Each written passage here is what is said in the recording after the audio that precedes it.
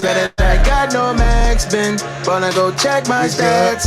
Boy, I'm in my bag. I treat like Lamar, nobody can stop me. Killing this shit for the jump. I had to leave from the front, second to none. I am the one. What's up, yo? I fit in the gaps. I put the team on my back, and now the city on the map. Hey, let's fucking go. But never no action. Whenever they post me, the goat be they caption. They see me ballin' and they see me winning. Now they jump in wagons, but we gotta tax them. I put up numbers, so they gotta pay me 90 or better whenever they rate me. I put that work and I never was lazy. I move like a king, that's how my mama raised me. Baby, I'm gifted, that momentum shifted as soon as I stepped out on the field. Ain't come to play, we came to win, win, win, win. Yeah, you know the drill. Coach let me at him, I stop all that chatter, let's go get the dub. Don't nothing else matter, we come from the bottom, now we up the ladder, whoever next. Let's fucking go. We came here to win, if you in the way, can nobody stop? nobody. Hooray, hooray, hooray. Let's fucking go. We came here to win, if you in the way, can nobody stop? Nobody. Hooray, hooray, hooray. Let's fucking go. Welcome to Live at the Barbecue, where you kicking it with the Big Body Fam. You gonna hear some nice tunes, news you can use and get nourishment for your soul, baby. Guess what? First Saturday of Black History Month, baby. Oh man, You know, it's Black excellence on display. oh man. Big Body, baby. Brought to you by Grindstone Vision. I'm BigOTheKing and I'm here with... You already know it's the chairman. Yeah, we got a great show planned for y'all today. We're gonna start with some current events. You can tell us if you give a shit. As the chairman says, is it give a shit worthy? Is it though? Then we're gonna jump into our Locos Libre segment. We're gonna discuss different topics regarding the black community and how we can help lift each other up. Already, Our brothers and sisters, y'all. We all we got. already. And then we're gonna put it on the grill. It's a segment where we review newest albums or singles, whether it be a national or local artist. You can tell us what you think. Is it hot? Is it not? I'm putting it on the grill, y'all. And lastly, Trill Ass Trivia. And where every week we're gonna ask a trivia question. It's a way that we can connect with y'all. It's a token of our appreciation for y'all rocking with us. The winner will receive cash from us, yours truly. All right, we just ask that you give us the right answer and send us your cash app, and we're gonna send you some bread, shorty. For sure. All right. So without further ado, you know, we gonna get it popping and get it rocking. Everybody had a good week? Any birthdays? I had a good week. You had a good week? Yes, sir. Yeah. Yes, sir. Yeah, I mean, me being here right now proves that, right? Same for you. You must have had a good week because you're here now. Absolutely, You understand absolutely. me? Yeah. It was a wonderful week. Yeah. You know, I'm an uncle now. You know what I'm saying? Shout out to my niece. Yeah. Shout out my niece. You know what I'm saying? And congratulations to my big bro and you know his family. And they just welcomed a new child into the world. She's beautiful. Mm-hmm. You know. Black History Month, we got another one, y'all. We got another one. We added another one to the family. Yeah. Well, you know, I'm happy about that. You should be, man. It's a new addition. We're talking about generations. Yeah, you know? man. You building generations. You know what I'm saying? Yeah. So who's knocking? So, question, man. You ever heard of it's a guy called Amir Locke? You familiar with his story? Amir Locke. Elaborate a little bit. Amir Locke. So, Amir Locke, he's a teenager, man. A year ago, he was killed during a no-knock warrant. Are you familiar with what a no-knock warrant is? Yeah. It's basically when they be like, "Where you at, motherfucker?" No, that's when they bust through the door with no warning. Kick in the door, wave in the 4-4. Yeah. Ain't that what Biggie said? And yeah, we lose a lot of people like that because most people, especially if it's a man, he's gonna grab whatever weapon he can find and defend himself because he don't know who's coming through the door. If they're not, you know what I'm saying? If they just bust through the door and they screaming police, that don't mean that it is. So Right. a lot of people get killed like that, you know? I think that might be the desired effect. Right. Sometimes. Right. You know what I'm saying? I think so basically his mom says that they don't want his death to be in vain, you know, and so she's committed to him being a martyr for ending no-knock warrants. And apparently after Breonna Taylor died, they said that they ended it. Wait, just in Tennessee. That was in Tennessee, right? But in Minneapolis, they said that they ended it, but apparently they didn't. It hadn't actually, they didn't formally end it. And she's saying like that on the news and all that, they said that they ended it, but then after that point,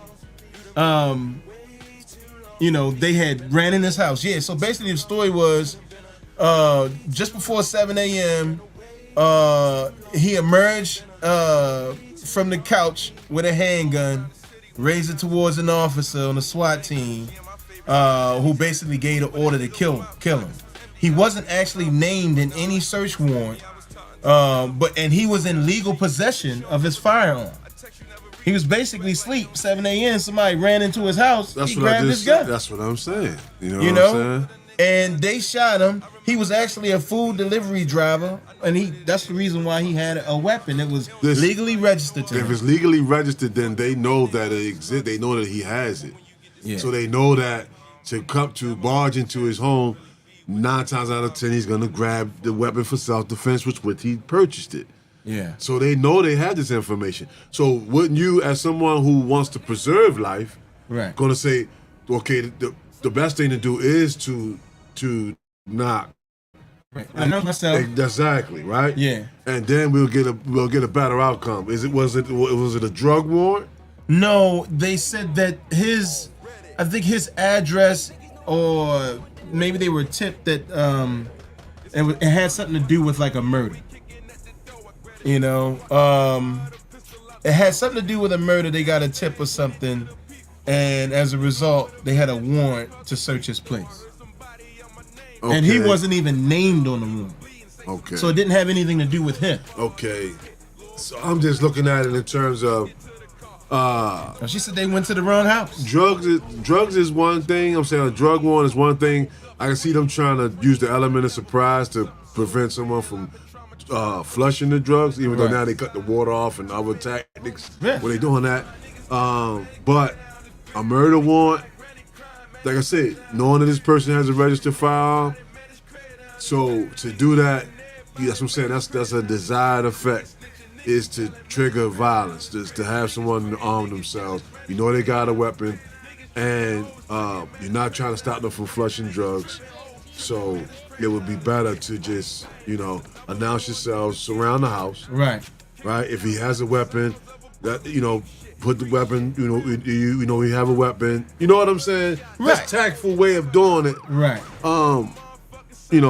If you want to preserve life, that's what I'm looking My at. thing is, with all the fucking surveillance and shit they got right now, nigga can get in your phone. They got where cameras he at. everywhere. They know exactly where he at in the house. They got your bank account. They got see everything. They know what you driving. They can see through your home. They can follow you through CCTV cameras. You can't go nowhere. They don't know where you at. You know what I'm saying? But they're gonna wait till you sleep and startle you, and knowing that you got a weapon. But they send rich white people a letter, or they give them a phone call, tell them, we would like you to come down and have contact your lawyer, come down and have a conversation about this warrant we have here for you. Yeah, man. I tell you one thing. I had no idea. The first time I actually heard of a no-knock warrant was when Breonna Taylor died. And you see the results of that. Yeah. Same thing. So right? multiple people are leaving us as a result of no-knock warrants. So it's on purpose. Exactly. That's the exact effect. Yeah. Well, hopefully, I'll tell you what. Hopefully, it will get brought to an end. And I think this is an important point to note. What? The only way that you can make change lasting change, I believe, is through policy. And this is why they're suing the federal government, because by suing the federal government, they can motivate them to create policy to end no-knock warrants on all levels of policing. So then, your local police departments can't institute a no-knock warrant. Right. And that's so I understand the reason why they're filing suit and what they hope to gain as a result of filing suit. So hopefully, rooting for them that they get that change. Yeah. Policy is just words on paper. Yeah, you're absolutely right about that. Someone comments that policy is just words on paper. Brother was coming on. We got our special guest. Oh, we got our special guest coming. Yeah, brother I ain't even see him coming on, but go ahead. Yeah. Chime back in, brother. Chime back in. We got you. Yeah. They say they changed their mind. You out of luck, out of favor. Yeah. Now, at first, it's the policy. It's got to be on paper first for it to be acknowledged. Yeah. Once it's on paper, now there's a point of accountability. If it's not on paper, then you can't hold anybody accountable. Right. It starts with the policy first, then it starts with implementation. Okay. And then once you implement it, you can evaluate whether the implementation is working or not. If it's not working, then you figure out a way to re-implement it in a better fashion. There you go. The brother's on. Yeah. Brother Yeah. Brother What's up, brother? Yes, sir. Yes, sir. What's up, good brother? Live and direct with brother Yes, What's sir. up? Shamoot. You know what I mean? Big old, big head. What it do, brothers? What's up, brother? How you doing, man? Another day. Blessed to be alive. Blessed to be alive. Another day. Already. Yes, sir, man. Yeah. All right. Good brother. So did you hear what brother O was the brother was speaking on about the no-knock warrant and them killing that young man, another young man, young black man? Did you hear about that? I ain't hear nothing about that yet. Oh, okay. So a few days ago was a 1-year anniversary of this young man's death. His name was Amir Locke, and they had a no-knock warrant. Apparently, it seems that they went into the wrong house. He legally had a firearm because he was a food delivery driver. He was asleep. They knocked on it. They busted his door. He grabbed his gun out the couch, and then the SWAT team shot him and killed him. Wow. And now you say that's like the Breonna Taylor thing, yep, right? just Same like thing, Breonna right? Taylor, Yeah. but she didn't have a weapon. They was in there. Well, going her boyfriend was the one that shot one of them. He fired. Yeah. Right. He fired, and but he ultimately won the case. But she lost her life. You get money, but you don't get this. You don't get this mother back, this sister back, this daughter. You know what I'm saying? This precious life. You don't get that back, even though the families get checks. Yeah. You know what I mean? And the boyfriend got off. He didn't get any jail time, but still we lost a life. You know what I mean? That's terrible. Yeah. Terrible. Yeah. It's gonna keep going on. Yeah, that's why I say too much of it. Well, his mom is suing the federal government in hopes so her son's death won't be in vain, and that he'll be the reason why they end no-knock warrants all across the country. So that's the purpose of her suit. And hopefully, she's successful, and it makes that policy change. I know. Look, you're talking about steps, incremental steps. If you want to make lasting change, you got to do it incrementally. How do we, as a people, protect ourselves? We got to protect each other. There you go. You know what I mean? There you go. We gotta get some real representation. Protect That's what each other, and hopefully, have, and guess what? If he has some life insurance, if his parents had life insurance on him. Say they had a $500,000 or $1 million policy on him and they killed him, and guess what? Now they gonna get paid, and if he had kids, because he said that I think he had a kid, his kid will be set. Any land that if he had a mortgage, his mortgage will be paid off, and that money would value will be transferred to his seeds. I'm just saying. But it's still a flush. Not to be pessimistic or negative, but it's still a flush because, you know what I'm saying, the money going, how many people, everybody don't know somebody, but I know plenty people who got money because their parent died, and that shit made life worse for them because they went up and then they crashed hard as shit because they had no education on economics and finances and what to do with the money. You know what I'm saying? Well, you can set it up as an annuity for your children. Yeah, if you have economic knowledge, fine, but most people just get a life insurance policy, but don't go that far as to set it up. That's true. To where it's still controlled after you're gone. You're still kind of controlling your child's access to it and leaving certain requirements they have to fulfill to get the money. Right. You know, right. that's the most advantageous way of using it, but not commonly in our culture.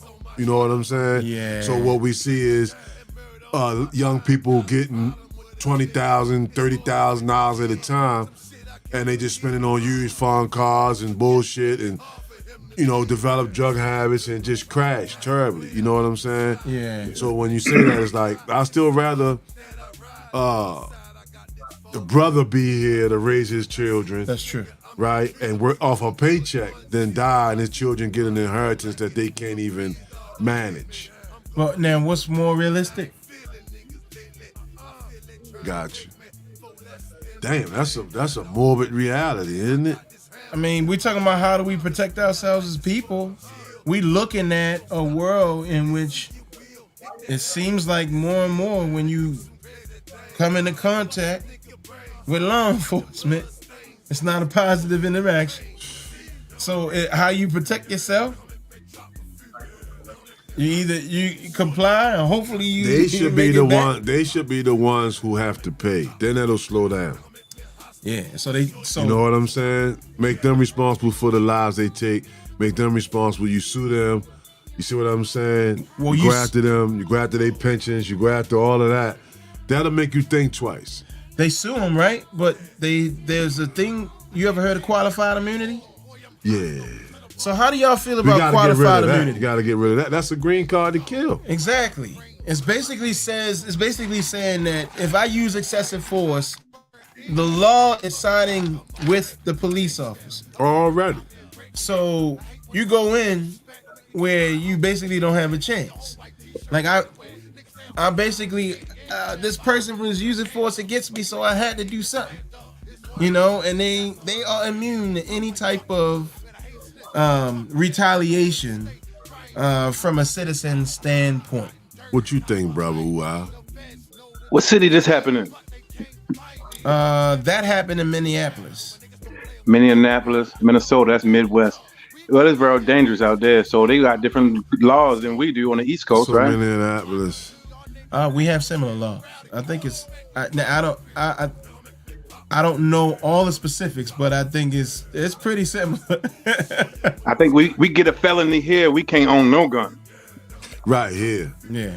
But other places, people be owning guns and carrying and all that, and self-defense and some more stuff. Yeah. So that's okay. So that's a different perspective. So yeah, it's a lot to look into. I mean, there's some dangerous places out there. Being a law enforcement, I would make sure I had my hand on the trigger first. If I want to go home to my wife and kids, then let some hoodlum take me out over some old bag of dope. You got a vest. You got a vest, and you got 20. You got a mob with you. You got a vest and a mob. I know, and it only takes is one. You're right. You got taser. You got pepper spray. Right. You got chokeholds and karate chops. Right. You know what I'm saying? You got. I was just saying. Yeah. But that shit don't apply if you pull up. If you pull up and before you get out the car, they just wet the car. You know what I'm saying? Yeah. Right. Especially if they are part of some scorpion squad. And you know that they're gonna abuse you, right? Right. You're gonna open fire first, right? Because you already know if they hop out and they get their hands on you, they're gonna beat you to death. Really though, because they want to make it home. Remember? Who wants to make? We all want to make it home, don't we? That's what I'm saying. The police want to make sure they can clock out at the end of the day. The drug dealer or the criminal want to make sure they can continue their lawlessness. Oh no, come on now, brother. Now, that was ugly truth. I don't like that. That's the ugly truth. But that's another subject. That's another subject when you say it like that. When you put it like that. I mean, different parts of the brain start to open up at different times in life. And once you start to think like this, you start to see the perspective that was written in the scriptures. Uh-oh. What was written? Yeah. Well, What's written, bro? I remember it was said somewhere that I think it's y'all read scriptures here? Go for it. Educate us, enlighten us a little bit. You know what I mean? Put it like this. He said at the end of time, because of the lawlessness, murder would increase. A lot of people would fall away, and the gate would get narrow. So it's gonna get tighter as we keep going along. A lot of people are gonna fall away because of the law of Moses. They say the law causes you to sin, right? The law causes people to sin? Yeah. Yeah. It shows them. Yeah, exactly. Yeah, you see what I'm saying? But it does, because if the law says you can't drive without this license, but if you got somewhere you need to get, you're going to drive. Yeah. Right. You see what I'm saying? Wait, the opportunity You see what around I'm the saying? corner? So now you're forcing me to drive without a license because you said that I can't when I need to drive. Right. You understand what I'm saying? So the law forces you to sin, quote unquote, right? So I got a question for you. So yes, sir. With that, and just listening to that, right? It must have been the end, like in every century, because every year. I mean, you talking about the Crusades, all the wars all over the world. You know what I'm saying? I mean, people getting killed everywhere. All the crazy things that happen. It's just like it feels like it's a history of death. We live in a world where history is, and I'm not, disease and murder. Right. It's either disease or murder, and it seemed like more oftentimes than not, it was a struggle in terms of power. Somebody trying to seize power and using whatever they could to manipulate a group of people to kill mass amounts of people. One thing white folks show themselves to be responsible in. What? Talking one at a time. It's the secret. It's the secret to rule the world. When everybody talks at the same time, no one hears each other, they get nothing done. But when they each give each other a certain amount of time to talk, like they do down the House of Congress and all that, and they slam the little gavel and give a person so many amount of time, it's a way to bring order, because this person represents a whole group of people that I'm speaking for, and this person represents a whole group of people they speaking for. So when few of us come together, we all hear each other, and then we make a decision that we all agree on, and then we hit the gavel, and now this agreement made. So covenant is always important. Yeah. So the key word is order. That's it. Order. Once niggas get that, we'll be back on top. All right. I feel you. I feel you. I appreciate that. That's some good. I guess that's a good perspective to run with. Yeah. And you know what? At my next board meeting, I'm gonna try that. Yeah. Because we got so much going on in our mind. We got so much going on in our mind at different times that a person will say something after 3 seconds of talking, and it'll spark up something that you was just thinking about, and you'll say, yeah, you know what? And before long, you take the floor.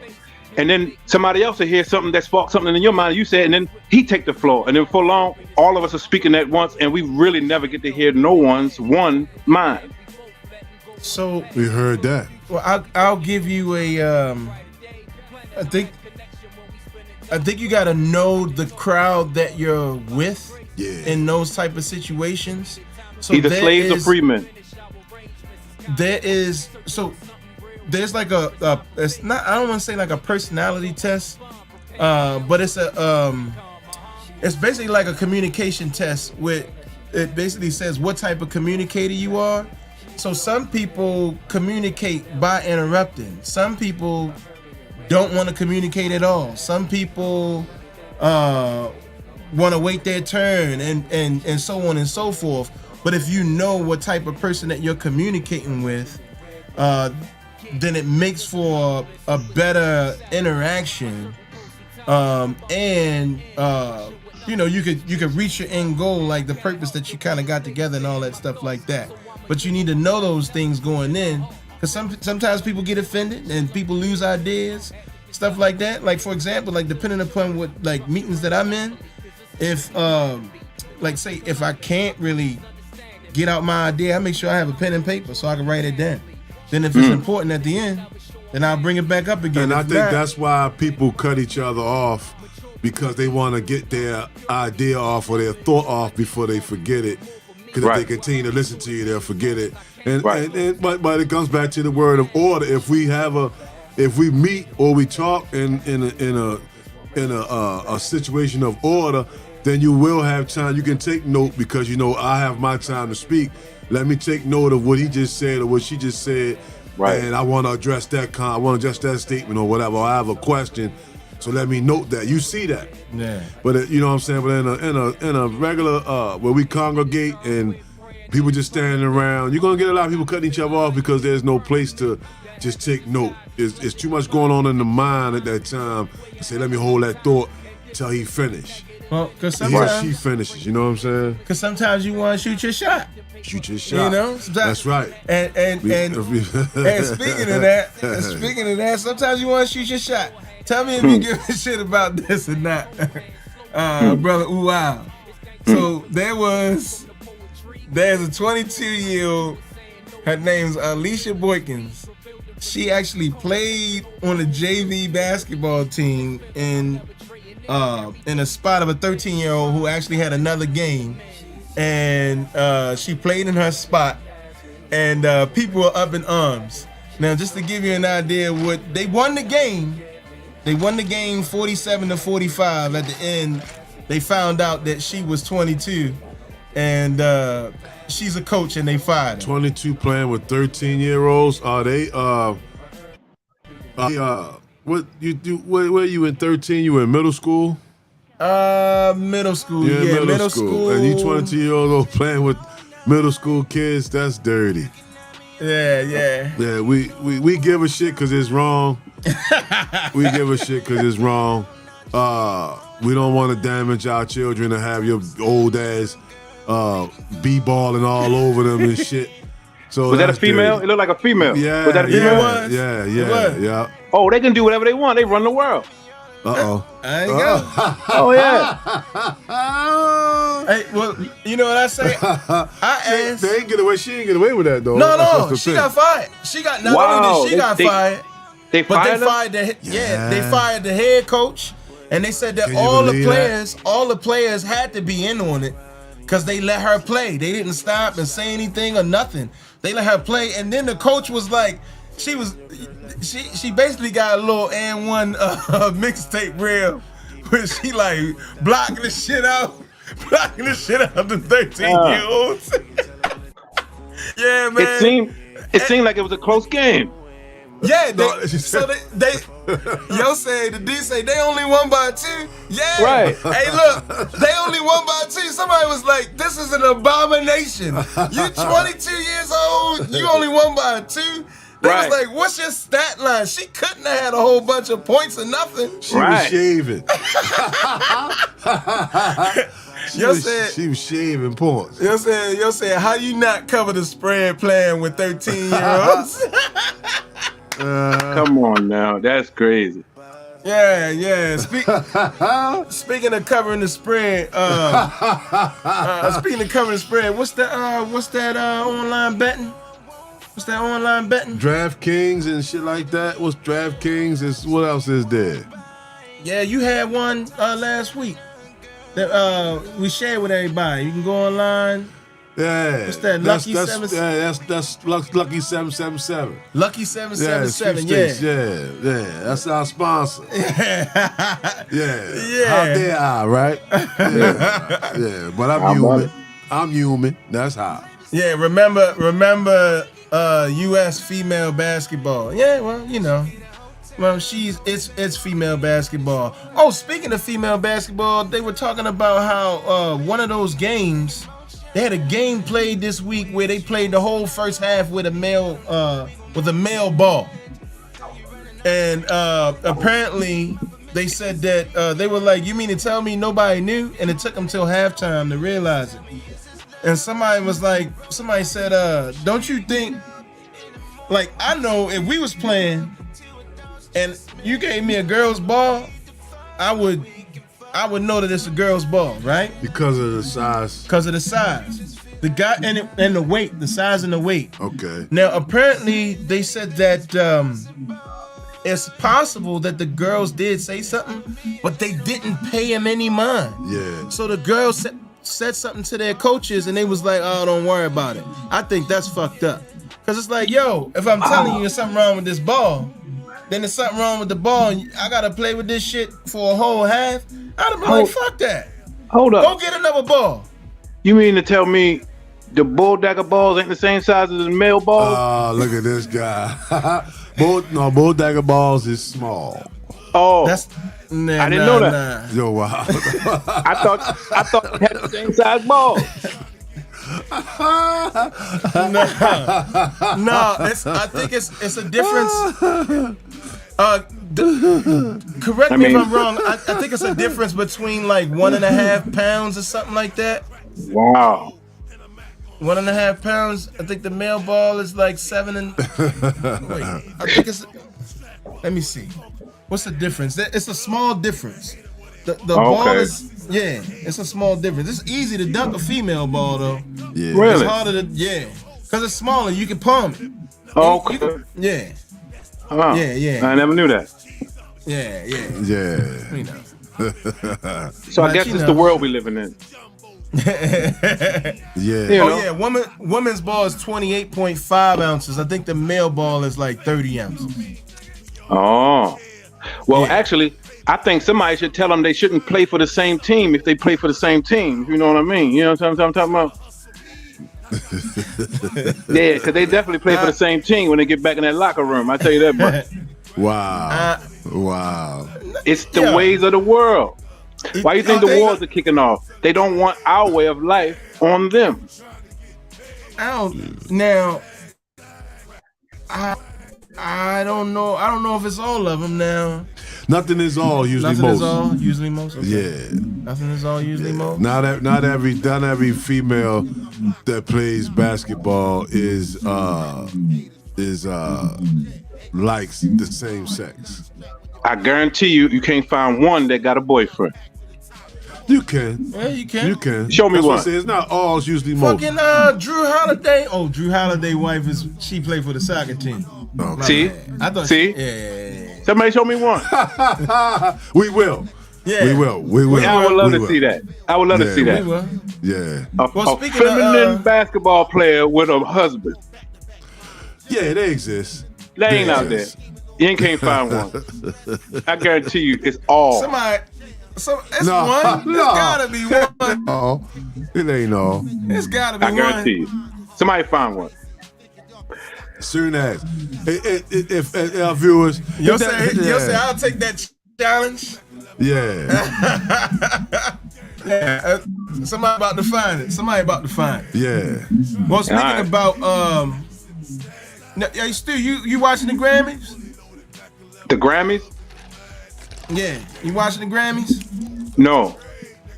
No, No. you not watching the Grammys? No. It's on now? No. It comes on Sunday. Anybody watching the Grammys? Anybody care about the Grammys? Do we care about the Grammys? It doesn't have the same.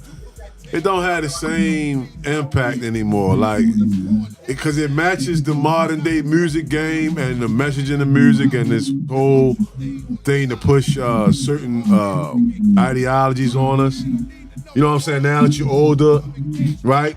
Now that we're older and we're wiser and we see like, oh, this ain't just about waiting up all night to see your favorite artist. It's all the other satanic and all the other rituals and all this other shit that's involved in it than just waiting to see your favorite artist perform. You know what I mean? For me, now I guess I'll speak for myself. But I don't. But I know that there's plenty others that can relate because it just doesn't hold the same weight that it used to when we were younger, right? When you waited up to see Michael Jackson and all them shit like that. Right. You know what I'm saying? Right. Yeah. It would to observe for a science project. Yeah. Oh yeah, it'd be good for a science project or a research study to watch, but not for the enjoyment like it used to be. Like Hev said, you know, it's not nothing that we really into no more. You know, most of the artists there don't own their name, and if you think about it, what kind of contract have you to enter into for you not to come out owning your own name? Is there any white people that come out as an artist that don't own their name? Somebody find one. I don't know if there's ever been one. Yeah. Elvis been dead over 30 years, and that nigga still rich as everybody else, and people be fighting to find their name again. How that happen to a nigga? How a nigga into a contract and he don't come out with his name? We got two girls though. Skylar Diggins is married, and Maya Moore is married. I guarantee they not happy. Diggins. I guarantee they not happy. I guarantee you it's disappointing. Well, let me ask you this. All right. Oh, go ahead. Go ahead. No, you go ahead. A lot of people got old time grand folks, so they want to make sure they show that, yeah, I got a husband, grandma, no grandpa, I got a husband. But really, I guarantee you she got a liquor license. Wow. And she probably don't drink. Now that's what you call a hot take. You better believe it. That's you better believe take. it. She don't drink, but she got a liquor license. So Jay-Z, you like Jay-Z? I don't know him. You don't know Jay-Z? I don't know him. Sean Carter. I heard of him. Yeah, so Jay-Z and actually I think Jay-Z is performing at the Grammys. Wow. And then he's performing with Khaled and Lil Wayne. They gonna perform God Did. When's the Grammys? Tomorrow? Sunday, 8 o'clock. Yeah, prime time. Time. Yeah, prime time Sunday. Get your popcorn, iron your pants for work and all that. Then come and sit and watch this here business. Wow. Yeah. Wow. Yep. How he last so long, man? So look, check this out. Side deal. You got Beyonce, Kendrick Lamar are both in it for Album of the Year. And they lead all nominees with 9 and 8 nominees for Grammys. Ooh, you got noise in the background. Muted. I do? Yeah, you got noise in the background, bro. Okay. Yeah, that's you know what I mean? How about now? All right. Nah. Perfect. What's that? Nah, we still here. That ain't me You then. got us on a speaker or something? No. Hold up. So Yeah. So that's coming from him. Huh? Yeah. You got it's definitely on their side. But in the meantime, you got while we work that out, Beyonce album for Renaissance and Kendrick's album for Mr. Morale and the Big Steppers. They up for Album of the Year. One thing that I didn't know was that Mary J. Blige is actually up for Album of the Year. Did anybody know that she had an album out? Right. Wow. It's called Good Morning Gorgeous. Wow. Mary J. Blige? Yeah. Good morning. She's still gorgeous? I haven't seen her. Yeah. I seen what Vivica Fox did to her grill. I said she should go in the business selling cookout grills. Yeah. Cause the way she messed up grill. Yeah. Oh They man. they go to Hollywood to get their face chopped up, and then they don't put out no albums. But then they cut a side deal to never speak politically, to be silent, and to just sell your product and just stay comfortably in the orgy house and just be up here with us. But really, these people got no power, really, because they don't stand for the people. Oh man. So then you got. Go ahead. So all the people y'all naming is just people that sound like they didn't cut side deals to to cut a side deal with the prince of this world. He offers all of us a deal to worship him, and he'll give us the world. We got to stand like Tupac did and said, "Nigga, pull your gun on me, nigga, you better kill me." He took a stand for something. He took up his cross and he followed the one who died and got back up. That's our real example of what it means to live versus cut a side deal and move like a, what do you say, move like a snake in a room full of vultures. Yeah, no, that's not what he said. What do that mean, Sean Carter? Ah, you know, you are familiar with him, huh? Yeah, I heard of him. Yeah. I just don't know the nigga. Gotcha. Right. Yeah. Well, you also got Viola Davis is nominated for Best Audio Book. It's called Finding Me. And she's actually going for her the EGOT, which is the quadruple factor. Have you ever heard of that? When somebody wins an Emmy, a Grammy, and an Oscar and a Tony Award. So she's got 3 of them already. She's got the Emmy, the Oscar, and the Tony Award. She just doesn't have a Grammy. Wow. Yeah, so she must have cut a big side deal. She been in a bunch of stuff, man. I think she was in The Woman King. She started in The Woman King. She paid her dues. She was in Fences with Denzel. That's where she won an Oscar and a Tony Award. How to Get Away with Murder. Well, she won an Emmy for that. That was a TV show. She was definitely in movies and stuff. I believe all these people Black cut side deals. All of them did. I believe it's not one that ain't cut a side deal. Man. They don't let you get rich unless you come see Satan. You can get a certain level of rich. You can get about $20 million before, about $10-20 million before you got to make a decision.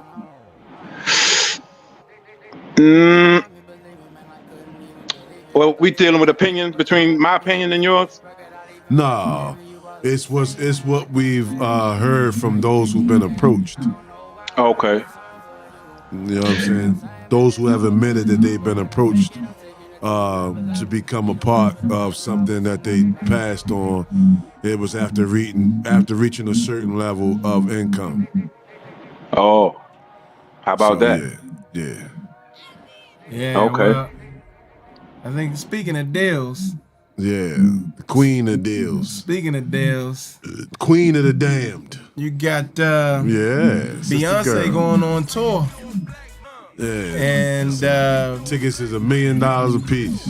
Apparently, they're saying that the Beehive, the people in her Beehive are gonna get the first dibs. So I think Taylor Swift had a tour before and her tickets went on sale.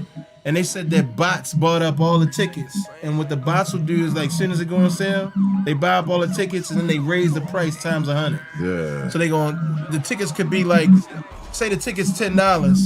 I could buy up all the tickets and raise the price to $600 a piece. And people gonna pay it. Wow. Yep. I wonder what Beyonce think about how they beat the shit out of that nigga in Memphis. or did they pay her to keep her mouth shut? They don't gotta pay her to keep her mouth shut. She knows to keep her mouth shut. Ah. Oh, well, maybe we watch her on Sunday and see if she say something about it. If she do, it's just patronizing. It's just pacifying. You know what I'm saying? It's pacifying. It's not really. I don't think it'll be sincere. Well, maybe it is, but you know what I'm saying, knowing that she can't change shit, well, she's not going to change anything, she's not going to say anything against the system, then it is what it is. Should we give these people back America? Because we run it, really. NBA, NFL, all that, acting, singing, rapping. How we run it? Because it's us. They making all the money off of us. We the ones with the talent. It's us serving. Not us owning, it's us serving. That's what I mean. So that means that you don't run shit, you run for them. You know what I mean? But you're not running it. All right, well, think about it like this. Let's say a bunch of niggas work at McDonald's. And the owner is another race. And he treating the workers bad. and the workers come together and say, you know what, guys, let's throw our hats down and let's just leave this place. Who really run it? They do. Got to be. So now we come up with the boss and say, boss, we got to come up with a better deal because this ain't right. Yeah, we know we signed a contract, and politically correct, you're right. And you'll get a lawyer to be right in the courtroom, you're right. But for what's right, treat us right.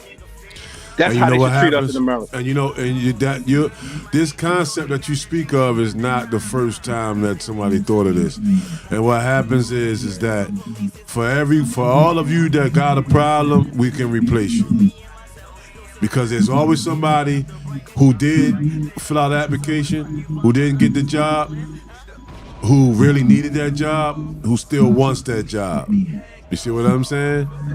So where we look at shit like, this job ain't shit, it only pays this. It was somebody who really needed that joint when they filled out the application, but they didn't get it. You're right. So when you start cutting up thinking it ain't enough or whatever, you feel like not being treated fairly, they don't really have to get in. They can let you go and they can replace you in a day or so. They may miss a couple of dollars, but it's not going to be long.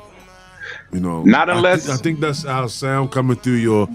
You got us on speakerphone or something like that. I think that's us. We can hear ourselves like vibe. Maybe if you turn it down some or something, because it's like we can hear ourselves. Coming through yeah, strong. we can hear ourselves. We can hear the vibration of our voice. See that? Really? Yeah. How about now? Whoa, some of those tickets $300K?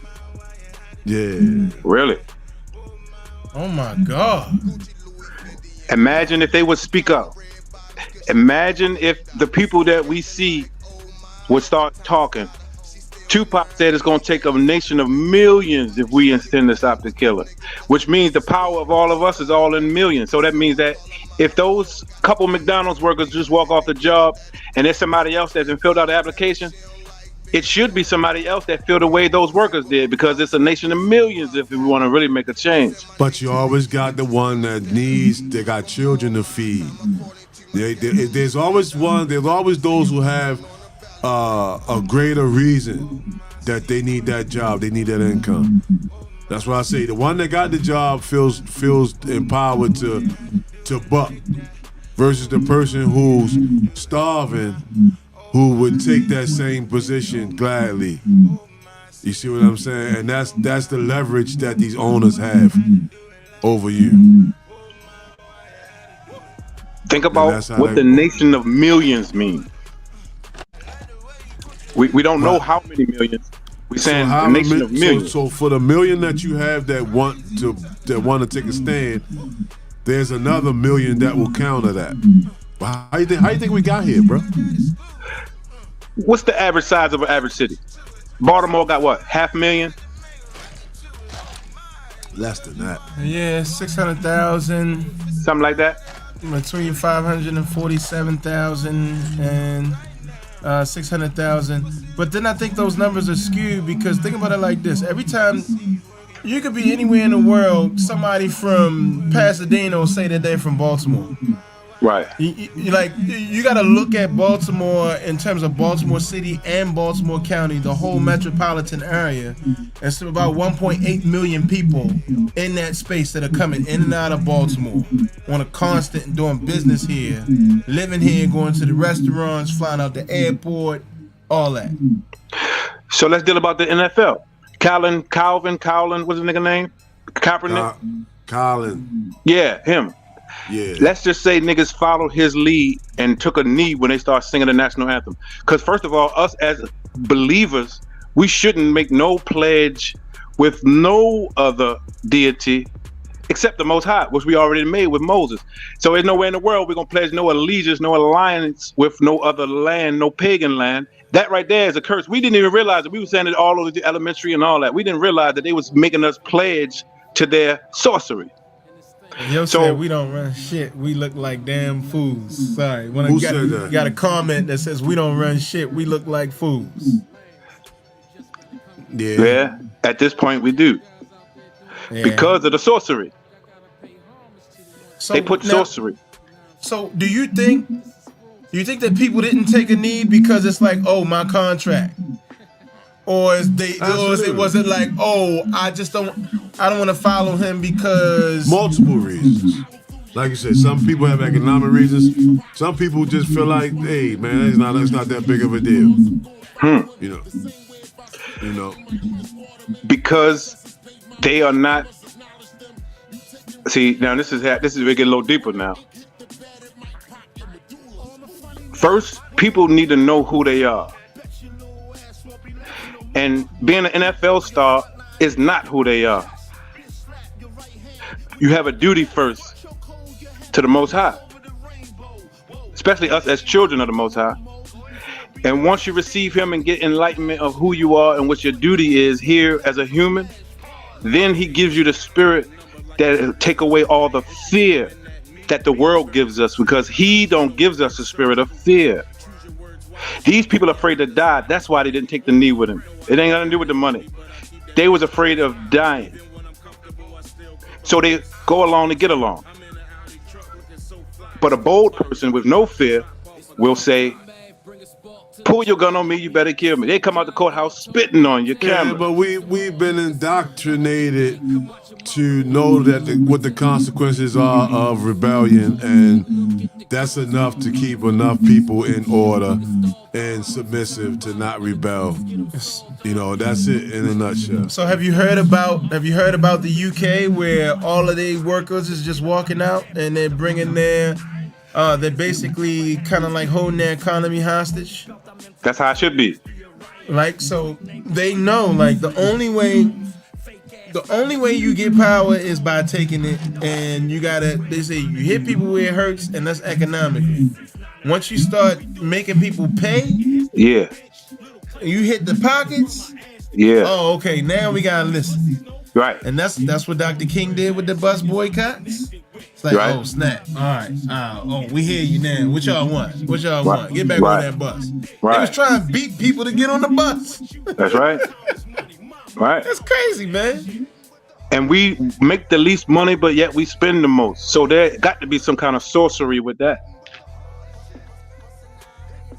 I think it has a lot to do with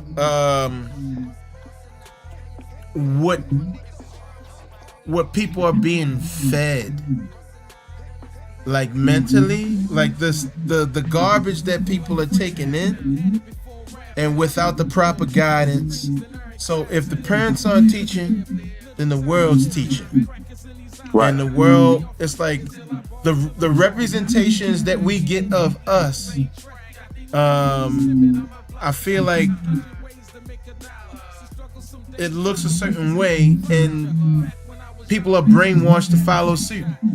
Like I saw, like Ocho Cinco was talking about how he was wearing fake jewelry, and he lived in the facility when he played in the NFL. He didn't even buy his own place for the first 2 years. He was like, why?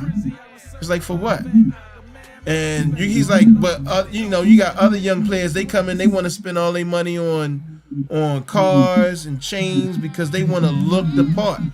Like, even you had sent me something where they were like how to sell to a Negro. The Negro wants recognition. That's how you sell to them, because they want to be seen. I want to be seen. I want to be heard. And when you see lots of the representation of us on media, in music, our so-called stars are what? Extremely flamboyant,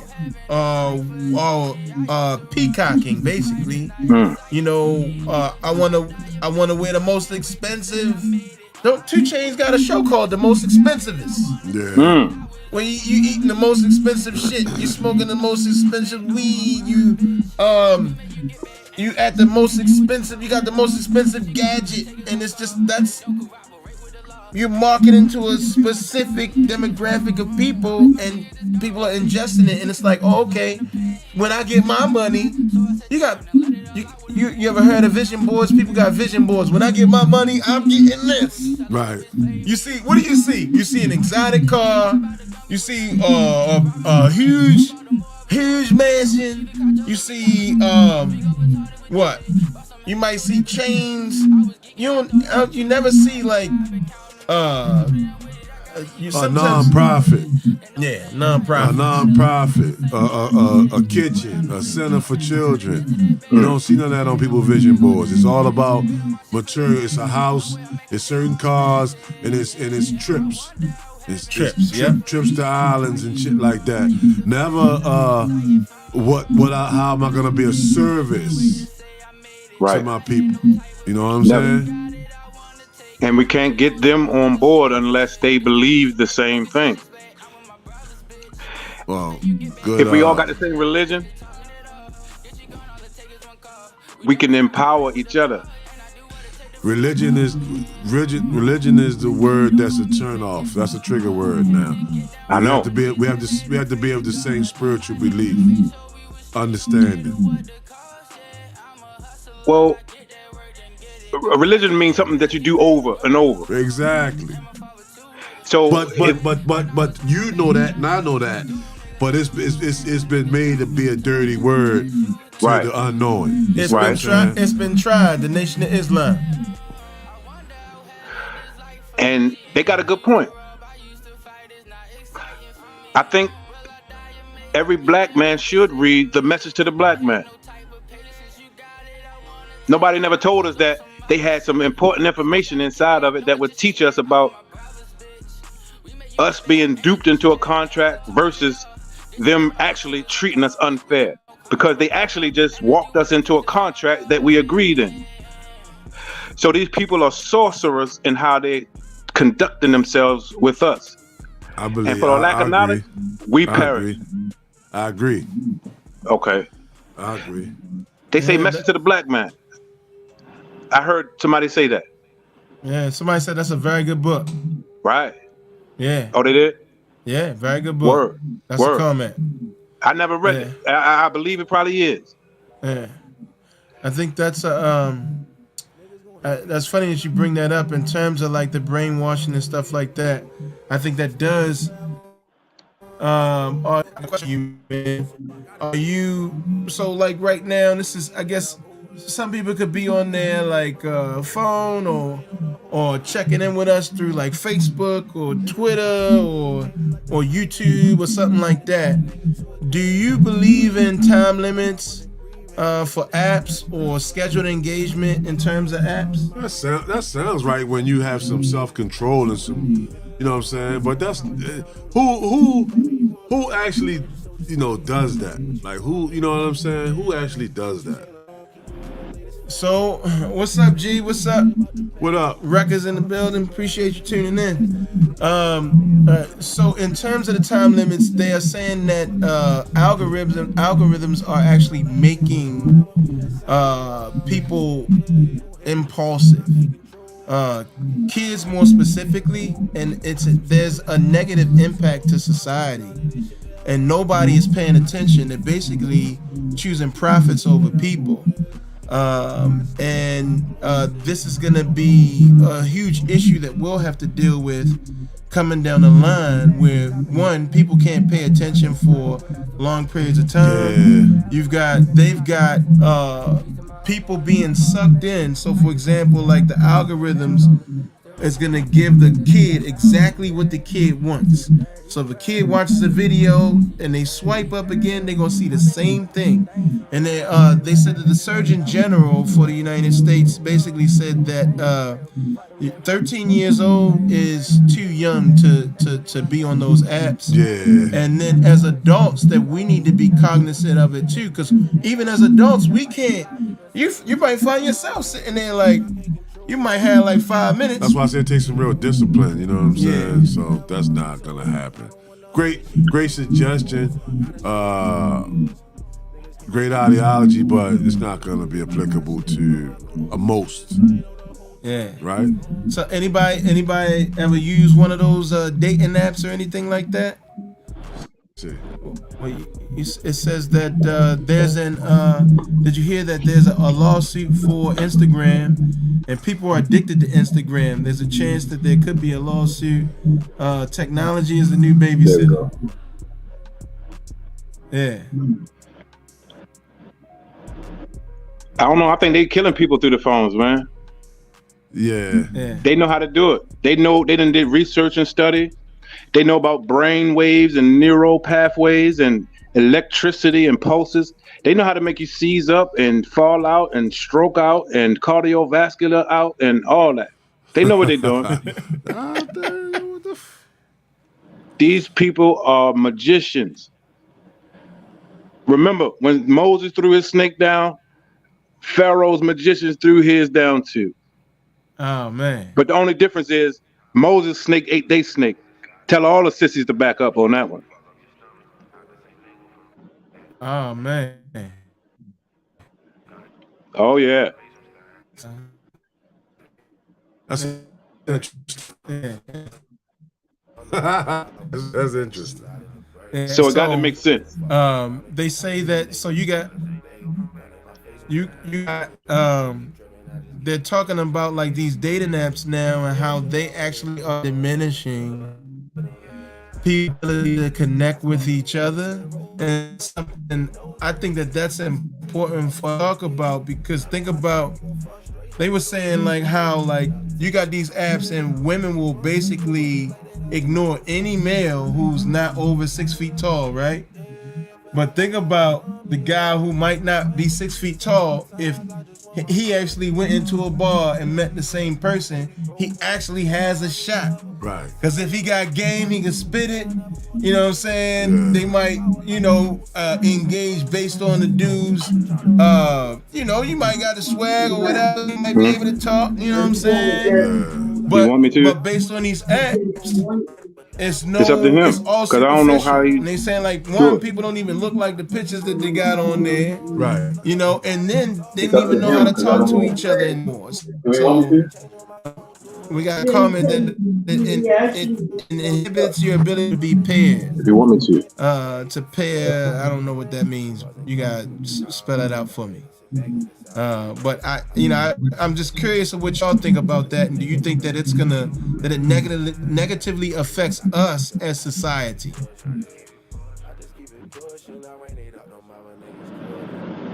I missed that. Yeah, it does. Yeah, it does. Absolutely, I think that's his intent. I always think that everything is designed to hold us back, right? Yeah. To affect us, right? To where we're not for us, right? Because you can't do too much social media while you're working. You can, but you can't do as much. But on your own time, you do as much of it as you like, right? Now you're not productive in your own life, right? Oh man, you know what I'm saying? So it takes discipline, man. We have to discipline ourselves. We got to have some order within ourselves, within our home, within our communities. It's all on us. I say it time and time again, it's all on us at this point. All this information that we have to apply it. You know what I'm saying? We got to implement it in our lives. You know what I'm saying? We know everything, but we're not doing anything about it. You see what I'm saying? Right. Yeah. What y'all think the first step should be, us as a people?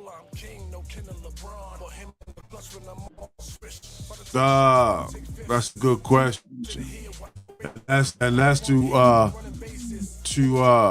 kind of first accept human that we make mistakes, right? Right. So we have to be what we say. We ask God to forgive us for our sins and we sin against us, right? Right. So that's how you let go of the hurt, right, and the pain, right, and you put your guard down and allow us to love each other and take care of each other, right? Then we can build, right? We gotta looking to be the first one to strike. You know what I mean? That's what we wait for, right? We wait for, you see what I'm saying? And we gotta get rid of that mindset. You know what I mean? What was it, 92? Yeah. 92, 93, when they beat the shit out of Rodney King? They burned California like down. Yeah. Right? And Rodney King still lives. And look how desensitized we are now. Look at them in Memphis, peacefully marching and walking. Not even a trash can was flipped over. That's what, yeah. Come on. Either that was fake crowd, or we really just got tricked by the sorcery. No. Yeah. Yeah, we are docile now. We are, we don't want no smoke, really. You got some answers. You got some answers. So to your question, what do you think we should do first? We have to heal ourselves, develop a plan for unionization. We'll start by taking accountability for our actions.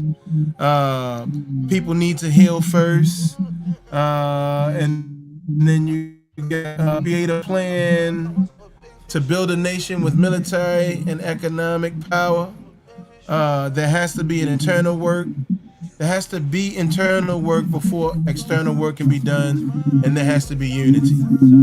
It seems like inward first, and then outward. And at least that's what.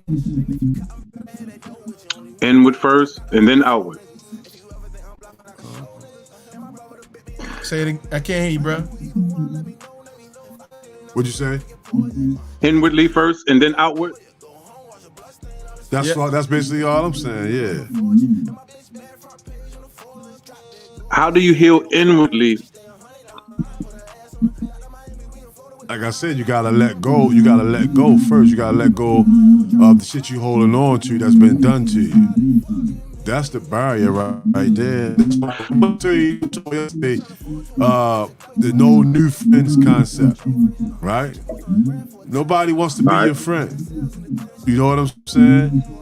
And then when Drake came out with that song, No New Friends, that kind of solidified that mindset, that ideology. And now people don't want to be your friend. They'll befriend you if there's a benefit, but they genuinely don't want to be your friend. You know what I'm saying? To the point of being a friend of where you really care about a person and their well-being. You know what I mean? People don't want that. I'd rather be enemy than a friend. Now if they're more comfortable with being your enemy than a friend. So maybe it ain't no hope. Because sometimes that sounds like that way. That sounds like that's impossible. If everybody believes they have no friend and that everybody should just mind their own business, and that's a culture now. How in the world are we gonna feed each other at the table if everybody just minding their own business?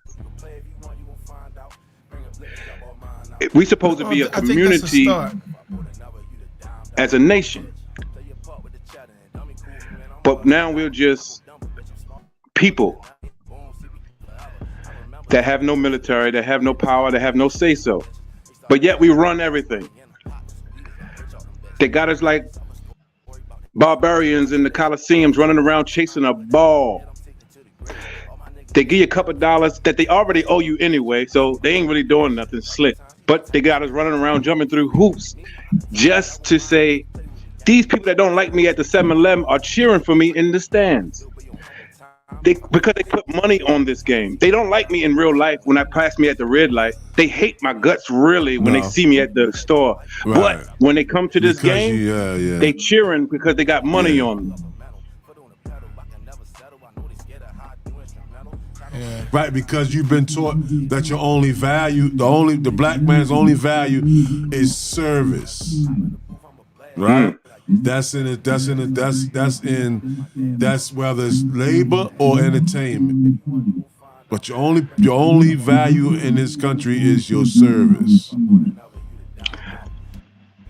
That's bad. So if you cleaning my home and you cutting my grass and you sweeping out front, hey Jeff, there's a few dollars. If you run up down the basketball court and I got a bet on that game, or I got my jersey and that's my favorite team, I love you, I love you, LeBron. You see what I'm saying? But if you just, you just Joe Schmo walking in, it's hurry up and buy. Right. You see what I'm saying? Give me that money and get the fuck out. Hurry up. You see what I'm saying? So, that's the value that's been placed on us, not just with other cultures, but within our culture too. Our women and our children have been programmed to value us by what's in our pockets. You know what I'm saying? And you know what I'm saying? All right. So, so should we be looking at Daniel 7? which says what? Oh, you want to hear it? Should I read it real quick? I thought you knew. You are our number one theologian, right? You supposed to know this off the top of the dome. Well, I can say it. I can comments? quote it real quick. Go ahead. Down in verse 2, 7 verse 2, it says, Daniel spake and said, I saw in my vision by night, and behold, the four winds of the heaven strove upon the great sea, and four great beasts came up from the sea, diverse from one another. The first was like a lion and had its eagle's wings. I beheld till the wings therefore were plucked, and it was lifted up from the earth and made stand upon its feet as a man. And a man's heart was given to it as a man. And behold, another beast, a second like a bear, and it raised itself on one side, and it had 3 ribs in its mouth of it, between the teeth of it. And they said in the mouth of the between, thus saith the, this word is so little. Let me just tell you what it said. It talk about the lion standing on his feet with eagle's wings. If anybody look up what symbol that represents or what country that represents, we know that represents the European country. The lion that's standing on his feet like a human and had eagle's wings. Somebody in your podcast can look it up and see what country that represents. Most European families have that image as a shield. Their family shields. How about that? Most European countries have lines, standing lines, holding some type of flag or something as their shield, their family shield. Wow. Right? So now we got the lion. So does Russia have a bear as their is the bear associated with Russia and its flag? What's Russia's flag? At one point in time it was, wasn't it? I'm sure I'm reaching. But what's your point though? All right, my whole point is after all these countries, they come together and there's a big calamity that happens. But if you go down to 722 real fast, this is what it said. Until the Ancient of Days came and judgment was given to the saints of the Most High. And the time came that the saints possessed the kingdom. I like the way that sounds. So that means that whatever war they itching. That's what you waiting on. Oh, I can't wait, because 1,000 years is going to come. Remember, he's going to come where the lamb and the lion is going to lay down together. We never seen that on the earth. So when he come back for this 1,000 years, he's going to bring peace to the earth by making us immortal. There's going to be a certain number that's going to be with him that's going to be made immortal. Then there's going to be another group of people that's going to be on the earth that's going to have to fight and have to go through more suffering. So we're living in a time where more people are going to be birthed, more wars are going to be created, but then there's a break time when he come and deliver his people and make them immortal. And there's nothing they can do until Revelation 7 come, when these creatures that's half men, half horses, that got fire that go before them and fire that go behind them, and they're going to leap over the wall and they're going to destroy all the enemy's weapons, because they pride themselves on their big guns and their fire weapons and the things that they can destroy and kill with. But what about when you're dealing with eternal creatures? Nothing you can do about that, humans. And that right there is what they lord over us, the fact that they could kill and destroy at any given time and take your life. But what happens when the life giver comes and give us eternal life? Now this man is going to have to run and hide. And then the judgment and the revenge of all the unjust people that was hung, Emmett Tills, all the killers, the Malcolm X's, all the people that got their face blew off, Dr. Kings and the Nipsey Hussles and the Tupacs, all the people that stood for what was right and had to go out because of their enemies was jealous of them, because their enemies knew that death would be the thing that would silence them. The Most High gonna come back and get us back up from the grave, and we're gonna rule forever. So right now we're just looking at the last days where, people are being disobedient and lovers of themselves and turning away from what's good and loving evil, and men loving men and women loving women. All this is igniting the Most High's wrath, and there's nothing we can do about it to change it, because people will not change no matter what we say. Yeah, So they're not we're gonna ushering turn from into their ways, prophecy. their wicked ways. Yeah. Yeah. Already. Well said, Already. brother. Wow, well said. Thank Well, you for that I'm word. I'm trying to get there. Yeah, thank you for that word, brother. We appreciate yeah. you. We appreciate you coming on, chopping Yeah, it up appreciate with it. Give us. it up for brother Ooh-Ah. Brother Ooh-Ah. Thank y'all. God bless y'all. Give me a whole hour. Yeah. Y'all niggas be safe out there. All Yeah, time. man. We got more. Already. We got more. Yeah, come back Don't with us. forget Don't to be no look out for stranger. the Come Wisdom back. Podcast. Yeah, that's The Wisdom right. Podcast. Yeah, it's coming soon. Coming We got soon. new music. Yes, we got new music. I gotta get you on the song, Have. I gotta get you on the song. Oh, we gotta keep on making it. We gotta keep on doing it. Already, Yeah, we gonna absolutely. see. Hey, we There gonna it see is. more brother Ooh-Ah right here live at the barbecue. You understand what I'm saying? Off Salute top. to you, brother. Off top, man. Love Holla y'all at brothers, us. man. Peace to y'all. Love you too, brother. All right, peace. Brother Ooh-Ah in the building. One more time, brother Ooh-Ah with that word. You know what I'm saying? Enlightening us. You know what I'm saying? Giving us a different perspective on things. We appreciate his presence. You know what I mean? Appreciate his knowledge and his wisdom. Shorty has some real hot takes. Yeah. Real hot takes. Already. Yeah, man. Yeah. You heard about that bubble? The flying bubble? I heard a little about it. What you know about it? What you... the balloon mania? Anybody? Boy, they stay cooking up some goofy shit, boy. Somebody was like, the balloon is a distraction. Yeah. They already tracking you. It's like, we got 100 million people on TikTok in this country, and they got all your information, and they listening into everything. They tapped into your video, and you worried about a balloon surveillance? Yeah. They shot it down.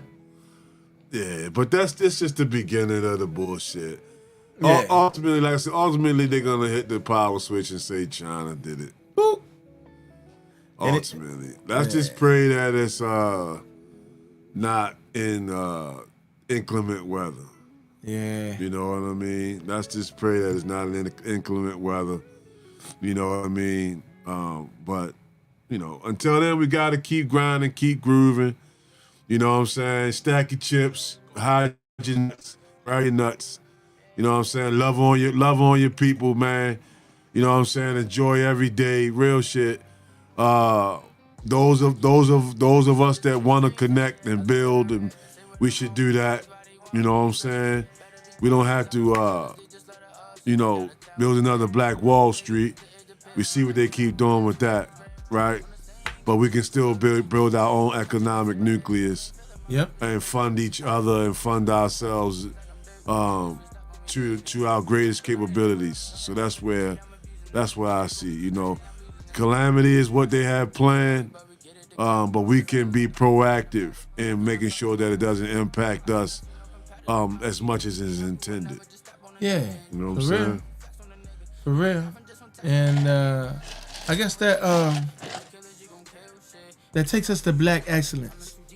So recently, anybody heard about the 9-year-old that's actually been recognized by Yale? Talk about it. All right, so this is very unique, and I guess it's good. Yeah. It's Black History Month. Somebody tried to get her snuffed out by the law, didn't they? A black girl, 9 years old, y'all, 9 years old. They called the police on this girl, 9 years old, because she was trying to get rid of some lantern flies. So I don't know what you call a guy, Karen. Karen's husband. Yeah. Steve. Wait, you don't like what term? What term you don't like? I don't understand what you're saying. You don't like what term? Let me know. But this young black girl was actually she was trying to remove lantern flies, which are an invasive species, and there was a campaign for people saw them to remove them, and so someone called the police and said there's a little black woman walking, spraying stuff on the sidewalks and trees on Elizabeth and Florence. I don't know what the hell she's doing. Scares me though. Wow. All right. See how they do? They're using police as a weapon. Now, mind you, this guy said it's a black woman. She 9 years old. She 9 years old. He don't care. He just saying, come and get this black person out of here. That's all they saying. They'll say whatever they gotta say to get you to come and get this black person out of here. Right? Crazy, man. They're doing something.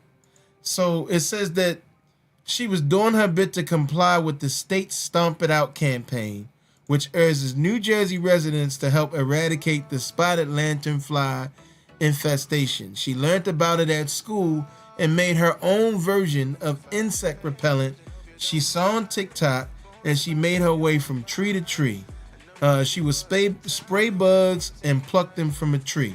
So they actually honored her as like an honorary scientist. Yeah. And they took the bugs that she collected, and now they're on display. Shout out to that young lady. Yeah, Bobby Wilson. Shout out to that young lady for being innovative.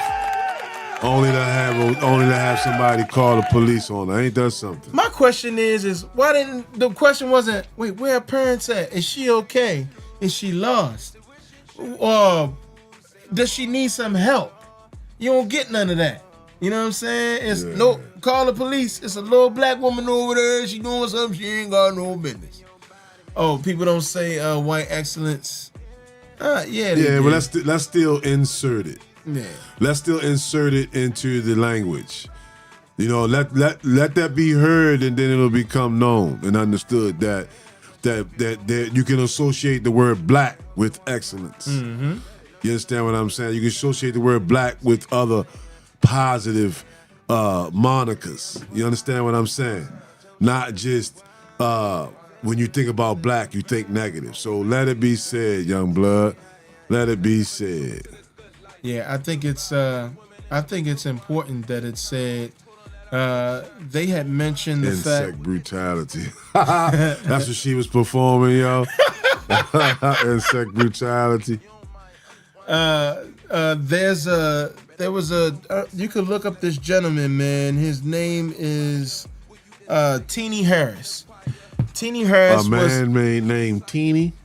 Well, his real name was Charles, but nicknamed Teeny. So we just skipped Harris. Chuck and went straight to Teeny.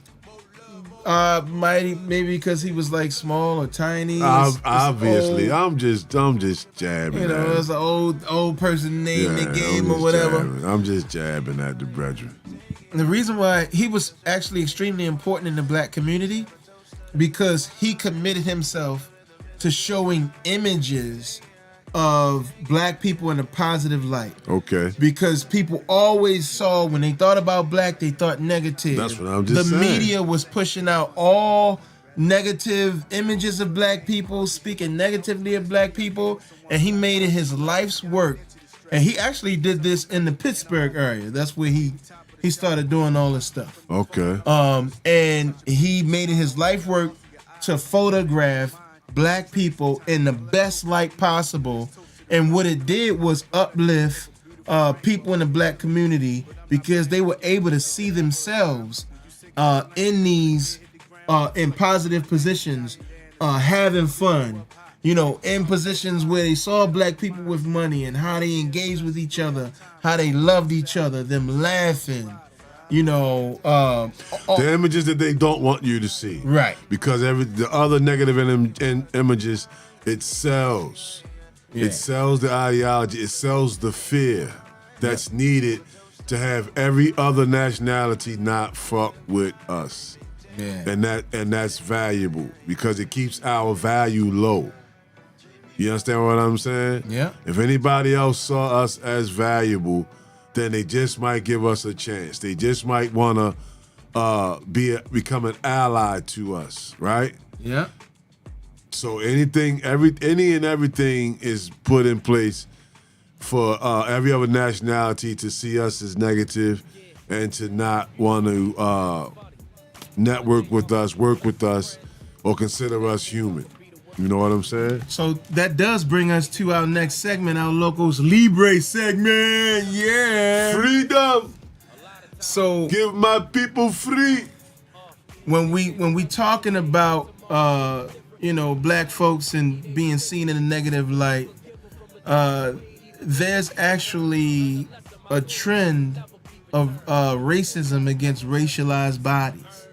So think about the fact that, like, that dude called the police on a 9-year-old and called her a black woman. Already saying, "Oh, this black woman is around here." Basically, it scares me, right? So automatically putting her in a negative light. You enlightened me earlier about a story about the cops beating up a woman at McDonald's. Yes, sir. Because she wanted some cheese on a Big Mac, A white officer, male officer, punched her in the face multiple times. And she was not wrong. So there is a book. I don't know if you guys are familiar with it. This book is how to be an anti-racist. How to be an anti-racist. Push it closer to the. There you go. How to be an anti-racist. Is they gonna catch it? Uh-oh. How to be an anti-racist. Okay. All right. We'll make sure y'all get it. It's Ibram X. Fendi is the one that wrote it. And he's got it's a great segment in here that looks at how they racialize our bodies based on their fear. And he says there's a living legacy of racist power, constructing the black race biology and ethnically, and presenting the black body to the world first and foremost as a beast. See? As violently dangerous, as the dark embodiment of evil. Americans today see the black body as larger, more threatening, more potentially harmful, and more likely to require force to control than a similarly sized white body. According to researchers, no wonder the black body had to be lynched by thousands, deported by the tens of thousands, incarcerated by the millions, and segregated by the 10 millions. So, it's just even the mortality rate for pregnant mothers, for black women, like they could say that they're in pain, but then the doctors could say that they're lying. How many of us have been in a situation where it's like, people look at you and, they don't believe what you're saying. I think you're talking about, it's like, oh man, I'm at the dentist and it's like, oh, I can feel that, and they don't trust you. They don't give you no more of that, what's it called? It's not morphine, but what they give you? The anesthetic? Yeah. Is it? Yes, anesthesiologist, right? Yeah. Morphine is the painkiller. I thought you were talking about like. Well, they give you something, the Novocaine. That's what they give you. For the dentist, yeah. Yeah, they give you the Novocaine. Yeah. Yeah. So how do you feel? Like, what are your thoughts on racialized bodies, and the fact that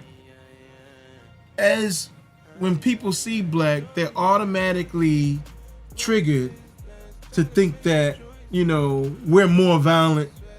There's evil associated with it. That you can be violent with us. You can be brutal with us. You can be physical with us.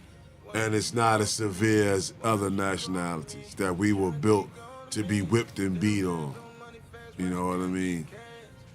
That's an understanding that they have been programmed to believe. He'll say they need a book on how to be a good person. Facts. Oh, man. Come on, man. Yeah, I think that I really do believe that all of that it's all programming. It's like if you're a product of your environment. Unfortunately, over the you're talking about centuries and decades of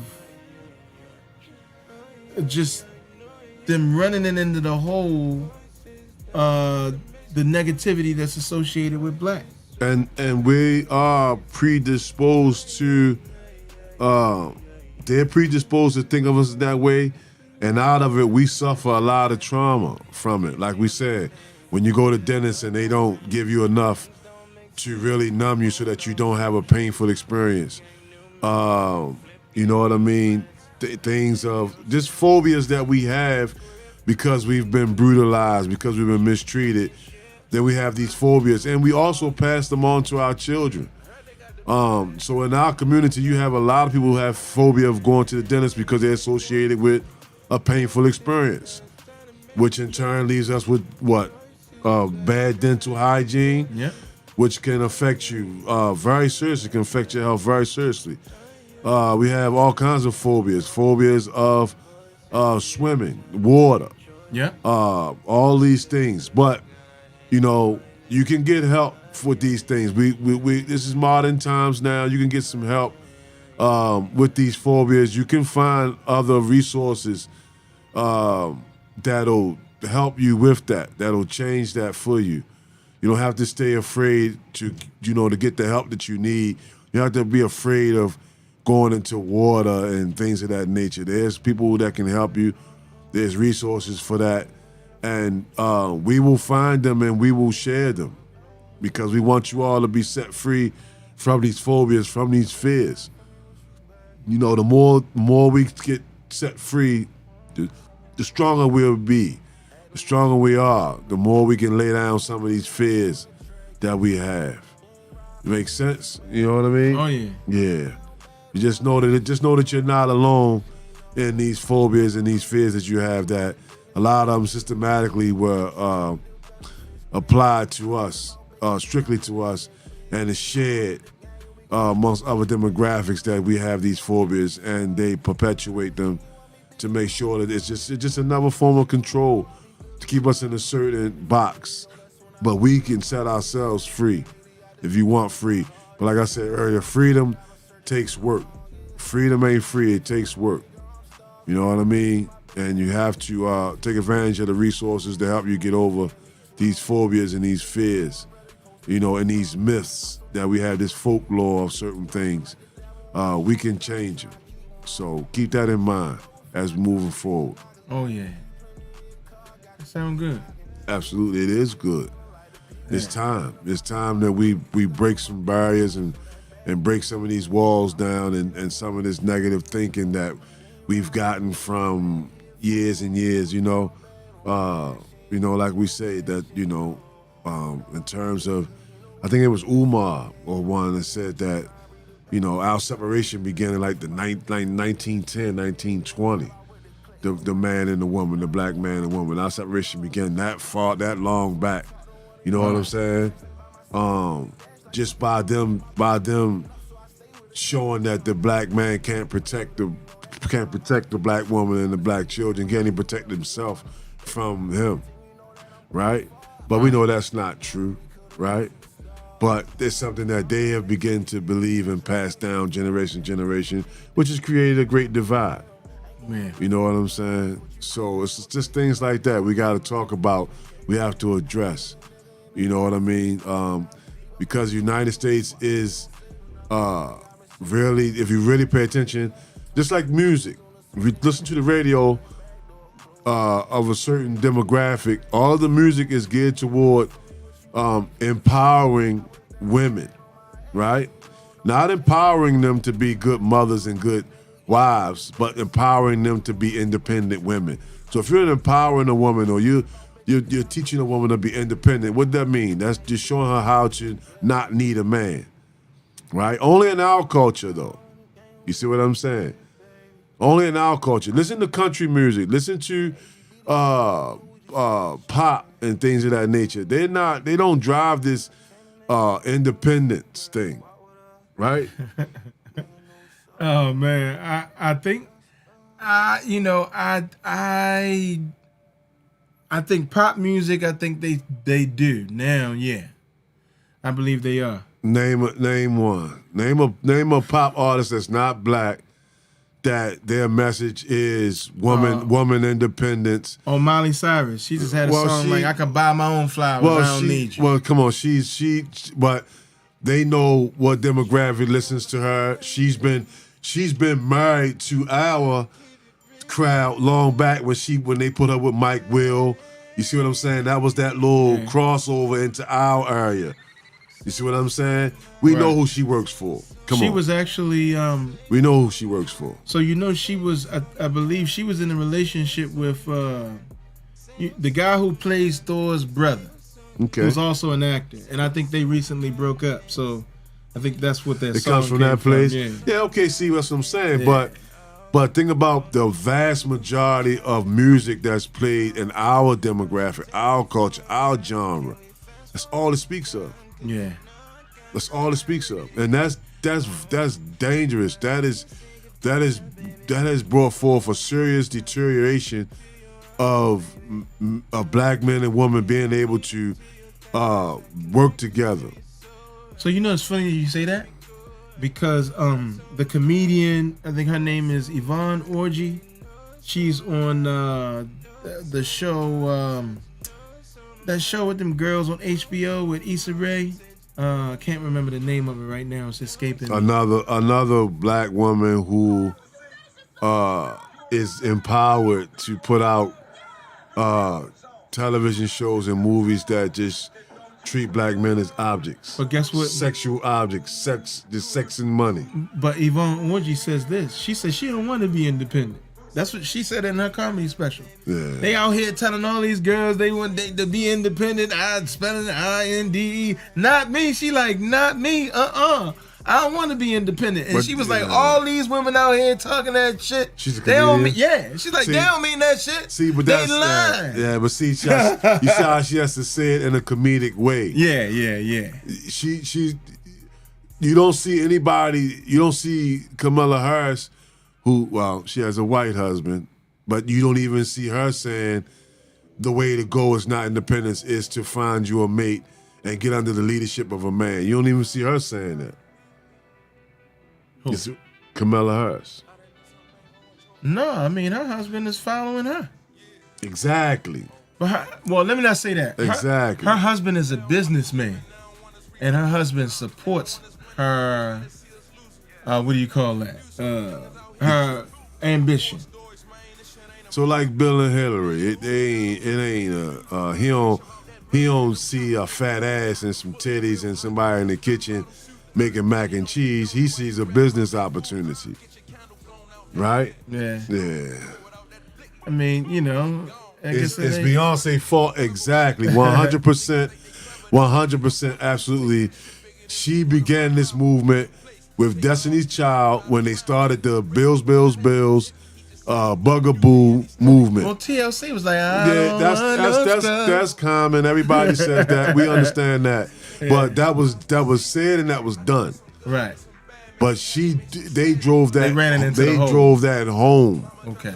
They drove that home. TLC was being more jovial than anything. Right. But Destiny's Child came in and made that a true point that we ain't fucking with you niggas. And what made me upset was in these videos, you didn't see any white men. You seen them only dissing brothers in their videos.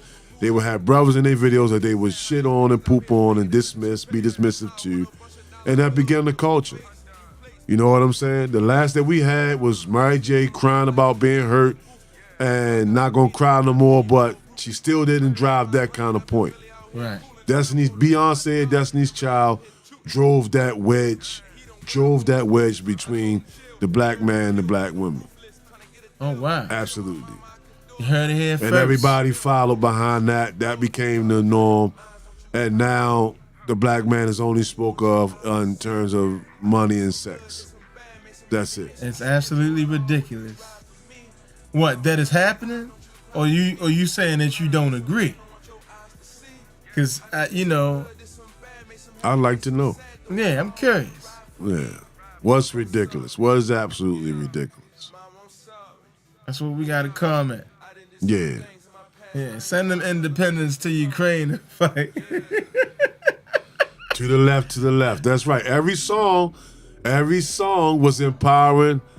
Okay, that's what I'm saying. Every song was empowering black women to leave your black man. So black man Okay, and so we got a comment where it says a black man is seen as a resource.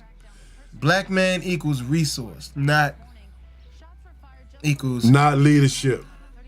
right. Not someone to build a family with, but simply just a resource. And if he doesn't have it, then he has no value.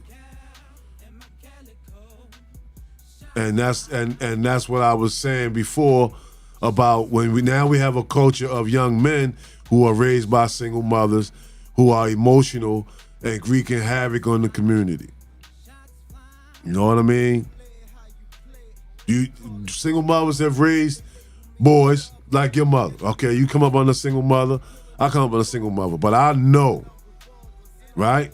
I know that after they put your ass to bed, they up late night crying and praying to God for a man to come and help them with these boys. You feel what I'm saying? Just like you and your brother, you had mentors that also help. So your mother didn't solely make two strong men just by herself. You feel what I'm saying? Ideally, it would have been husband and wife, but without it being, you know what I'm saying? There still were other people who came in and played a part to help out. There were, but she did the heavy lifting. She had to. But what I'm saying, it wasn't solely. If it solely, right. We're seeing the results of those who do it solely. That's true. That's what I'm speaking on. We're seeing the results of those that do it solely and think that it's a money grab to do so. You see what I'm saying? These are all the little twisted things I'm speaking on that's gotten us here. You know what I'm saying? To the ones that do it, I'm serious. As I think around, there was some type of assistance. You know what I'm saying? There was some type of support system. To those that come out positive out of a single mother household, there's some kind of support system somewhere. Those that lack support, you see it in the child. The child is then raised by social media, television, and so forth. Yeah. You know what I mean? There has to be some support system. You know what I'm saying? Which means that there has to be more than just a mother. Not ragging on single mothers, just saying you can't do it alone. Not successfully. Right. You know what I'm saying? Not successfully. Take some time, think about it, look around, and you tell me who does it successfully. How many out of millions do it successfully without a support system? You know what I'm saying? When the father is absent. Right. Let's be real. You know what I'm saying? Let's be real. So because the natural order of things is man and woman in a household, giving that child balance. One is nature, one is nurture.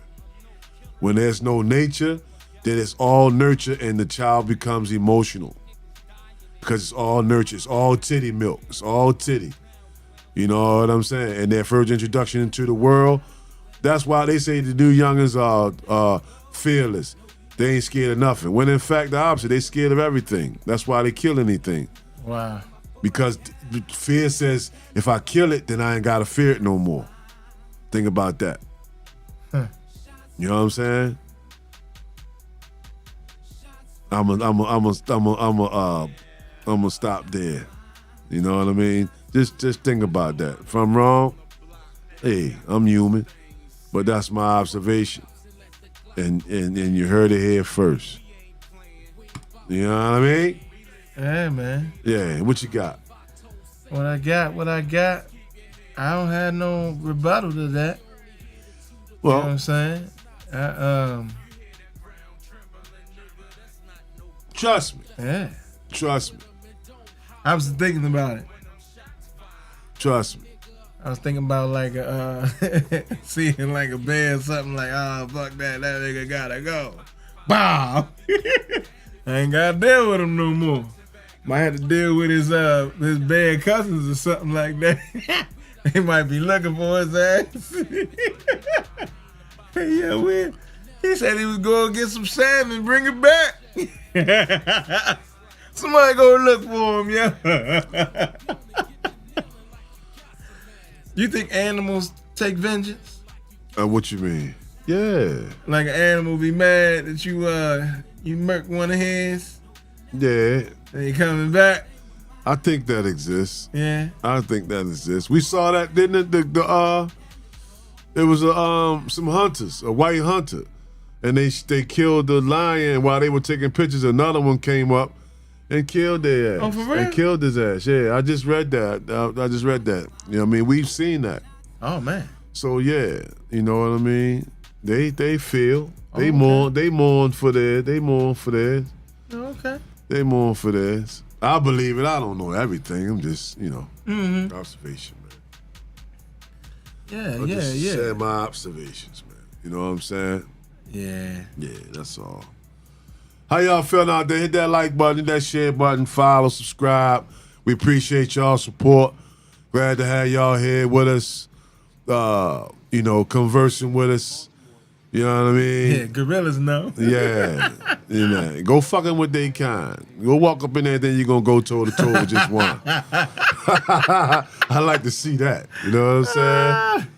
Yeah. But we here, though. You know what I'm saying? Yeah. Cheers to the winners. You know what I'm saying? Yeah. It's beginning of the month. Yeah, we're the trivia. We got some ass trivia coming up. Woo! Look at that there. Yeah, we got some good ones. We got some good ones today. Yeah, the Googleator. Yeah. Bring that Googleator to life. The Googleator. You gonna put something on the grill today? Yeah, it was a request by the Googleator. Oh, okay. We got another song off the Red Blue Project. Pardon me, I'm just a fan of it. The song Voices. You know what I mean? So we're gonna cue that up. We're gonna put that on the grill. Let us know what y'all think about it. Hit that like button if you like it. You know what I'm saying? Give us a thumbs up in the chat. You know what I mean? If you dig the song, you know what I'm saying? And you know what I'm saying? It's a good song, impactful. You know, it's about thought processing, fighting that inside voice. You know what I mean? To do right. You heard it live here. Live at the barbecue. You know I hear them voices, yeah, trying to make some choices. Swear to God I hear them voices.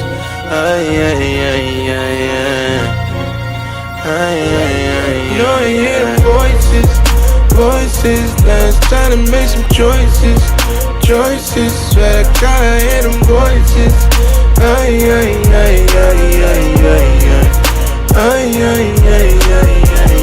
Misery need company.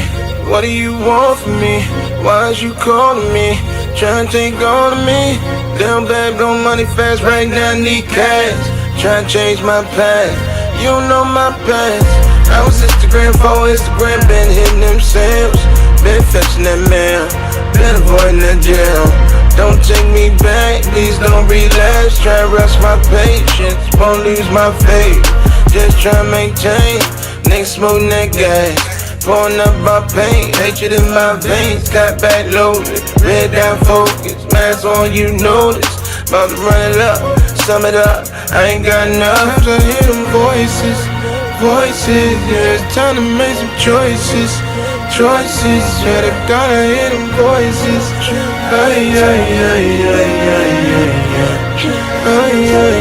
know I hear them voices, now it's time to make some choices, swear to God I hear them voices,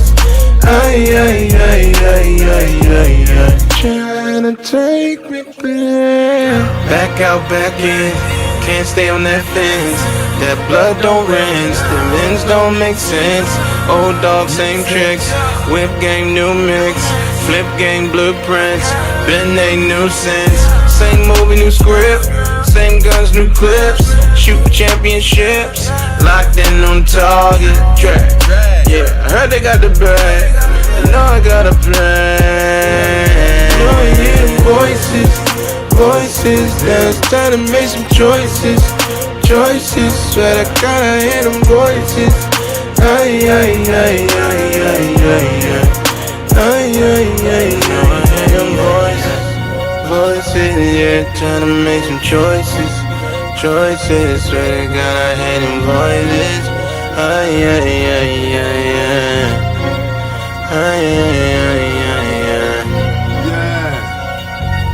Yeah. How about that? How about that? How about that? How do you deal with those voices in your head that tell you to do the wrong thing? How strong-willed are you to tell yourself that's not right? How do you deal with that, right? I know we all deal with it, and that's something that we don't really share with others. The voices that we hear in our heads when we're going through things that tell us to do the wrong thing. But how do you deal with that? You know what I mean? I'm curious. Sometimes I can pull myself out. Sometimes I get caught up and I make bad decisions and listen to those voices, you know. But I get better as I go along, and I pray you get better. You know what I mean? That's just, once again, just to let you know you're not alone with these things you're experiencing. You know what I mean? You got to fight the good fight. You know what I mean? And make good decisions. You know what I mean? But I know we all hear voices. You know what I mean? Yeah. So that's a great song. That's the battle between the flesh and the spirit. That's right. It's the duality of man. Yeah. You know what I'm saying? So, you know. I know y'all seen them. You seen the shit where they got the you got an angel on one shoulder. That's the duality you got a of demon man. on the other shoulder. That's right. That's the duality of man. It's tough. You know what I mean? It's tough, man. You know what I'm saying? And sometimes one voice is louder than the other. Depending on what the situation is. Yeah. You know what I mean? It's easy to listen to the good voice when things are going well. Right. You know what I'm saying? But it's like when things are not going so well, or somebody offended you or something, that's when the true test comes. Can you really pull yourself out? Right. Can you really remind yourself, all right, I'm not going to fall for that. I'm not going to go down that road. That's what I'm speaking on. So what would you say, what do you think are some good, like, coping strategies to kind of help tune into the good voice? It's a phrase that I grab onto, and the phrase is, it's not that serious. Right? Uh-huh. If you ever been locked up before, and once you sit down, you'll realize 90% of the time, 99% of the time, you'll say, "That wasn't that serious." You know what I'm saying? Yeah. So you gotta think about that beforehand. Is it that serious? You know what I mean? Is it that serious? So that's what I do. To be proactive is I stay in a positive mindset by being mindful of the type of music I listen to, the type of imagery I expose myself to, right? Those kind of things. Just being proactive, so that when things happen throughout the day that intended to trigger you, you're still in a calm mindset, so that you react in a positive way, or at least you have enough time to think about it, right? And not just being reactive. So you have to be proactive. From the time you open your eyes in the morning, you got to be proactive. You know what I'm saying? You got to kind of speak how your day is going to go. Mm-hmm. You know what I'm saying? And that puts certain things into place. You know what I mean? Mm-hmm. So some people meditate, some people pray, which is all in the same vein. Some people watch a comedy. Some people not watch a comedy, but some people listen or watch something that's funny, just to get your mind in a state that it's not easily triggered, because you already been listening to music or watching things that have you turned up in a negative way. So that's just what I do. I suggest you try some things. You know what I'm saying? Let us know what works for you. How do you, he says, turn off BET. Yeah. Exactly. That's what I'm saying. You have to, you have to protect your ear gate and your eye gate. That's very important to do so. You know what I mean? So what I want to know, before we get to Trill Ass Trivia, just something to think about. What is you, when it comes to being woke, do you consider yourself woke? Right? And if you do consider yourself being woke, at what point where do you feel like you were awakened? What woke you up? And if you're not, if you don't consider yourself woke, then what are you? What do you believe? Do you believe everything that you see on television and on social media? Do you believe that everything you see is true? And to those of you who consider yourself woke, what is it that woke you up? You know, for me, it's when you realize when you first find out that there's no Santa Claus and Jesus ain't white, right? Those are the things that wake you up, right? That shakes your cage a little bit. And then you find out the Easter bunnies don't lay eggs, and it goes downhill from there. You start to realize you've been lied to, you've been played with, and then you begin to question things. So for you, what is it you are aware, right? But what is it that broke you out of the normal mold, right? What was your first experience that made you feel like, okay, I know things are not everything I'm being told now, versus when you were younger? You know, I'm curious as to that. You know what I'm saying? Because for some, like myself, once you be exposed to the truth, it's impossible to go back, and it's impossible to see things the same anymore. You know what I mean? So I'm just curious as to what, if you consider yourself woke, what is it that woke you up? And for those of you who don't associate with that mindset or that ideology, then what do you believe? Do you believe everything? Do you believe, do you believe in a democracy? You know, do you believe that voting counts? Do you believe that the person you voted for, and if they won, will change things for you? He said, realizing we're in a system of white supremacy. Right, so that's what woke you up. You know what I mean? That's what woke, that was the thing that woke you up. That's interesting. That's cool. He says, competing for a career woke me. Right. Because we understand when two people are competing, there's a third person that's benefiting. You see what I'm saying? Mm-hmm. So it's interesting to hear what woke you guys up. That's interesting. You know what I'm saying? It ain't a game out here, and it's cutthroat. Right. That's what I was saying about people. If depending on what you come from, like I came from a background when I was younger, you had friends, and most of us when we're young, we buy into that concept of friends, and then you grow up and you get jobs or you move around in different settings, and you realize, damn, these people ain't really my friend. You know what I'm saying? And that's another thing that's jarring to your mindset from an adolescent to an adult. You know what I mean? That alone should wake you up, right? That alone should make you move differently, right? Make you question people's intentions, right? You know what woke me up? I'm listening. It was like we lived in two different worlds. Elaborate a little bit. It was two different worlds.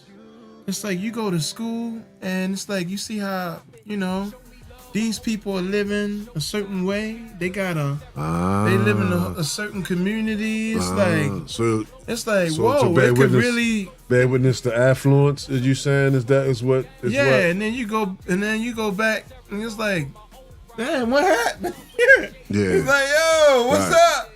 It's like something ain't right. Yeah. You know what I'm saying? But we all live in the same space.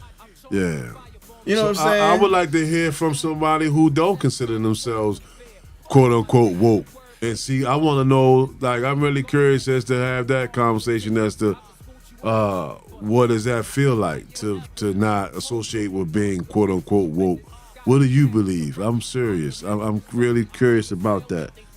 But for those of us who consider ourselves woke, how is life for you after? Is it hard to buy in or subscribe to anything? You know what I'm saying? It's like the gift and the curse kind of thing, right? Well, do you think you was ever asleep?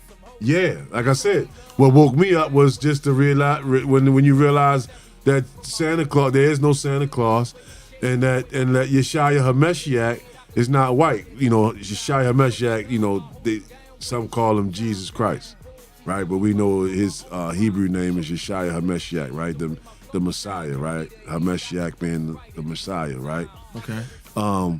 But when you realize, okay, so we've been lied to. This is a young person just getting that fact, right? Okay, Santa Claus is not real. Jesus ain't white, and the Easter Bunny don't lay eggs. So you start to say, oh damn, Y'all been playing with me. You know what I'm saying? You What know else what's you been fucked lying up about that? Right? There's no tooth fairy. You know, all these things start to come in like, damn, so... You it's- conditioned it's to a- be lied to from a child. But from why? when you come out. Why? Why waste the child's time feeding them fantasies, feeding them fiction? You know what I'm saying? Why not be more? Why not Be real. Because why kids not be can real? handle the truth. Right. We definitely underestimate that. Yeah. We definitely underestimate children's ability to handle the truth, right, and to process it, right? Mm-hmm. And I believe that makes them so much stronger, so much stronger. You know what I'm saying? It's to pacify. Why? You feel what I'm saying? Yeah, Why? for what? It's not helping. Yeah. What we do? What? You know? I don't know. But hold that thought, and I'll be right back. You got it. Yeah, man. I don't know, man. I think that's crazy, man. It's like, now you think about it, yeah, you tell kids that all right, Santa Claus bringing you gifts. Dad, yep, it's a tooth fairy coming and putting money under your pillow. And is it, you know, to when you get older, it's like, you got to do this. It's only one right way to do certain things, or you got to go to college to be successful. You know, you got to do it this way. This is the right way. You know, the cookie cutter way, when, you know, we all, even though we all were born into this world, like, we all have different journeys. You know what I mean? To basically, we have the same ending, but all of our journeys are totally different. We might have similar experiences along the way. Now you say, one comment says, mind is your only ruler, sovereign. The man who is not able to develop and use his mind is bound to be the slave of the other man who uses his mind. And that's a quote from Marcus Garvey. Hey, and that's true. That's true. Our minds are the most powerful. Speaking of that, so check this out. It's gonna be a new look for doctors, y'all. So apparently last week, a couple of weeks ago, and a couple of our earlier shows, we talked about artificial intelligence. Now, actually, last week, 2 AI programs actually passed the medical licensing exam. And apparently, I think you only have to answer like questions like 60 with like, I think 60% accuracy to be considered a doctor. And there are 2 AI programs that successfully did it. I know you guys heard about Chat GPT. Yep, that's what they said. Humans are done. The bots didn't pass this already. They said Chat GPT passed law exams, medical exams, and business school exams for some of the most reputable universities in the country. I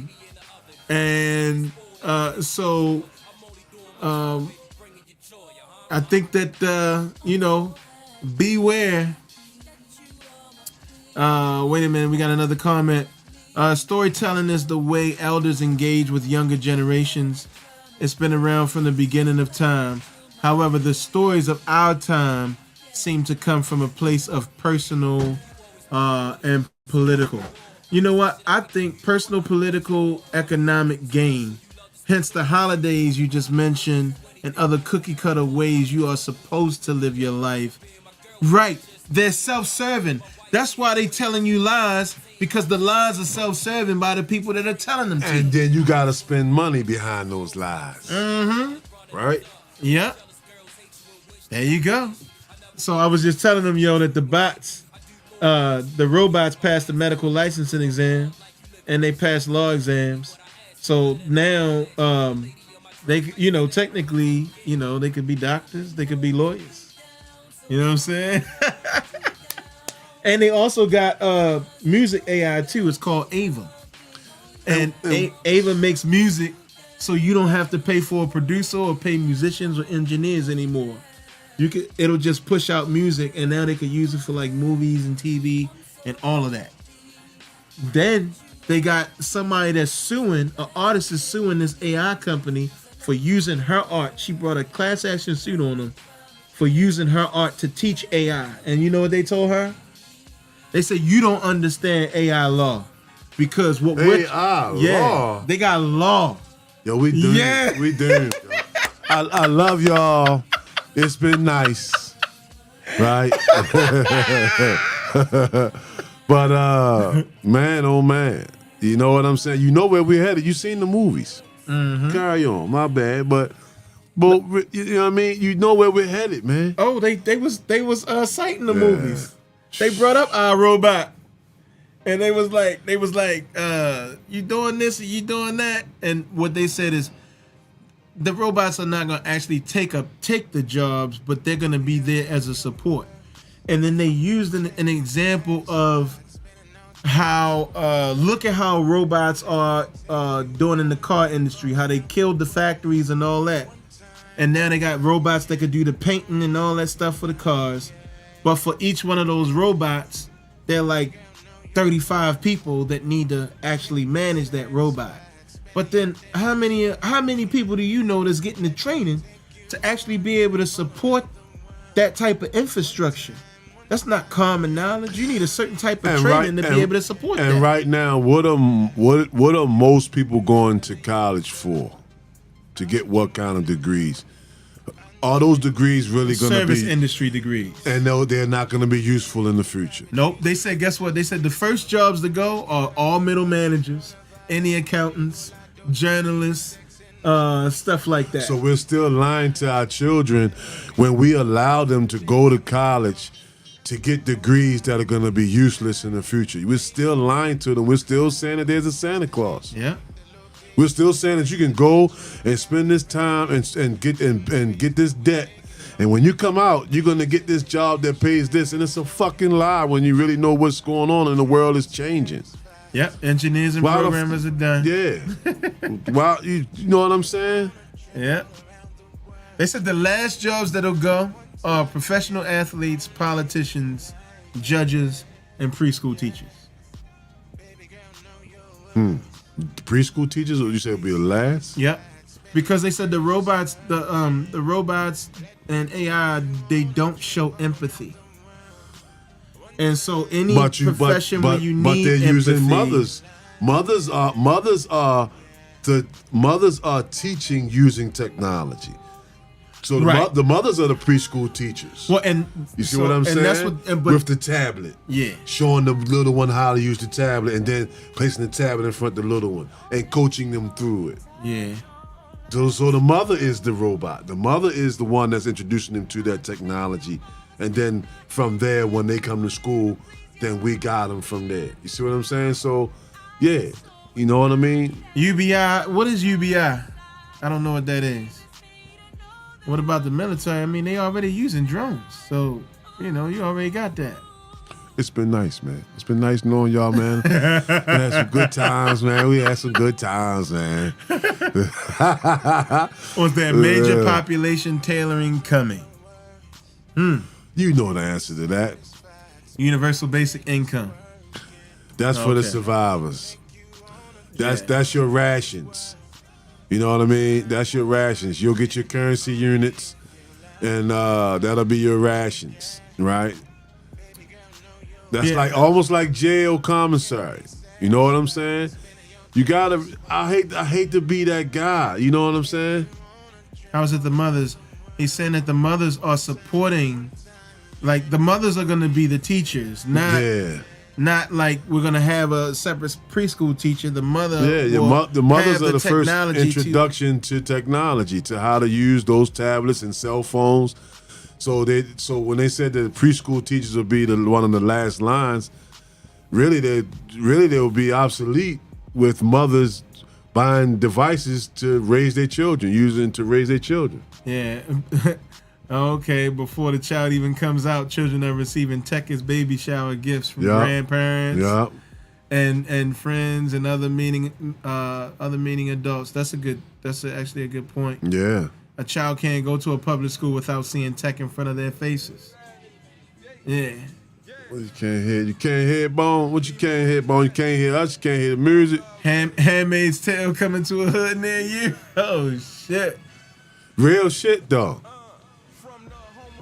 Hey, what we got there? It's never quiet. From a town where them young boys creep, yeah, it get violent. I grew up round the avenue, nigga, yeah, we was wildin'. In and out the dope hole, smacked by the boatload. Little slick niggas, you a lame, you had no hoes in the trenches, jumping fences, we was running from the popo.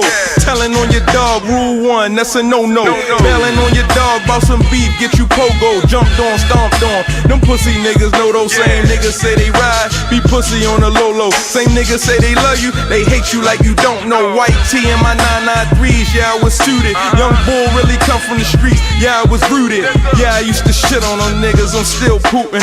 Yeah, I used to steal out them stores, I'm still looting. Shit, give me a rush, I'm wavy, I need a brush. Who lady, I need a nut, I'm crazy, yeah, so what? All that fighting in school and being rude to the teachers.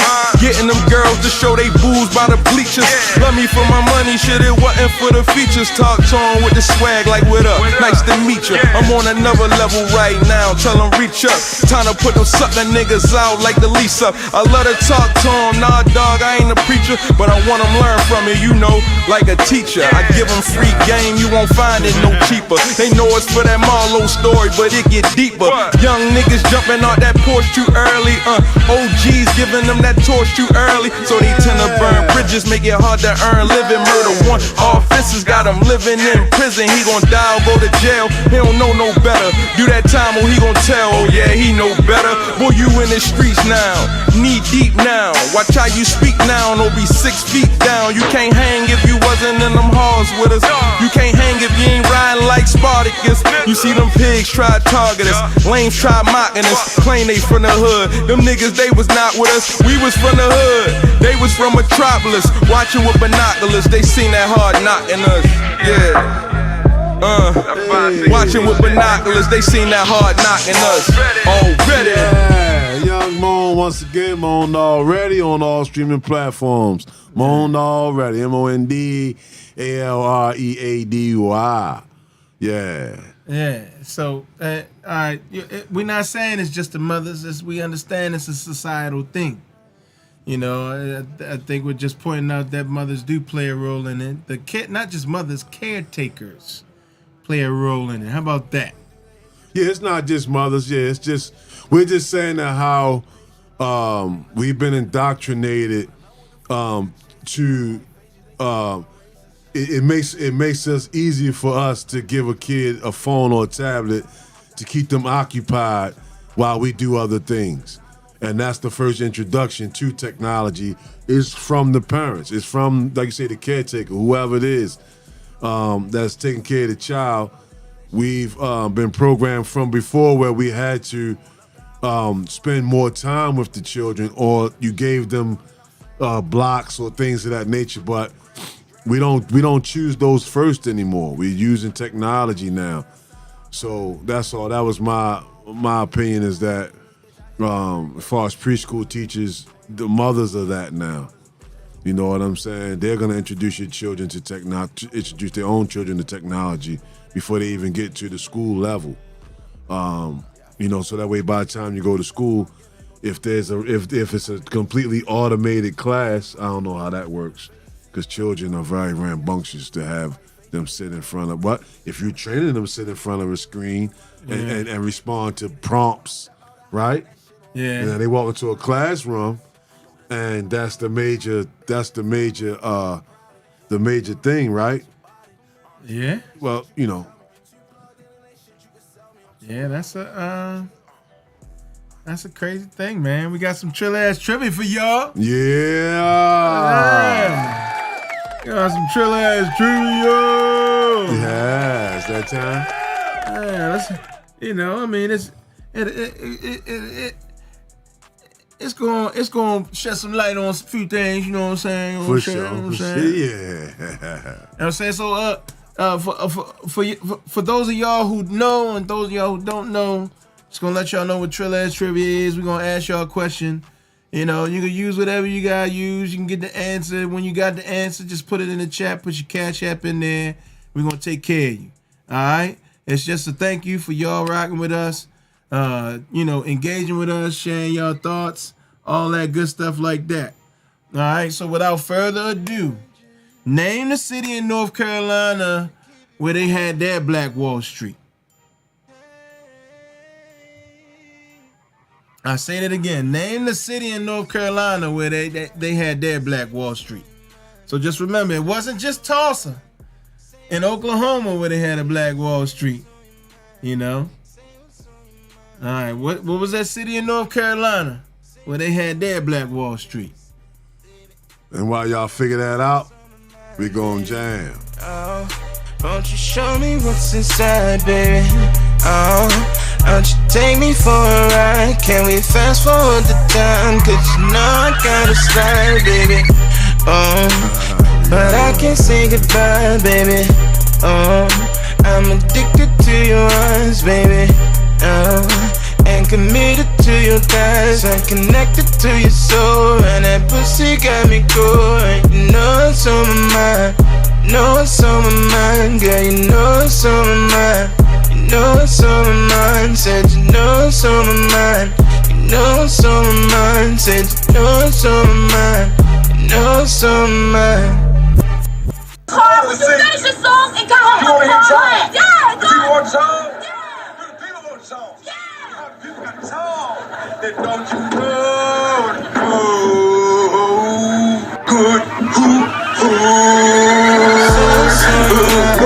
Say what's on your mind, baby. Say what's on your mind. Say what's on your mind, baby. Say what's on your mind. Say what's on your mind, baby. Say what's on your mind. Say what's on your mind, baby. Baby. Yeah. So it looked like we got a bunch of right answers. That's good. Technology. That's good. Technology got it first.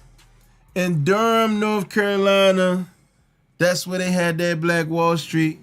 That's why, you know, want people to know that there was more than just Tulsa. They had these places all over the country. Mm-hmm. There were spaces where we thrived, and there will continue to be spaces where we thrived.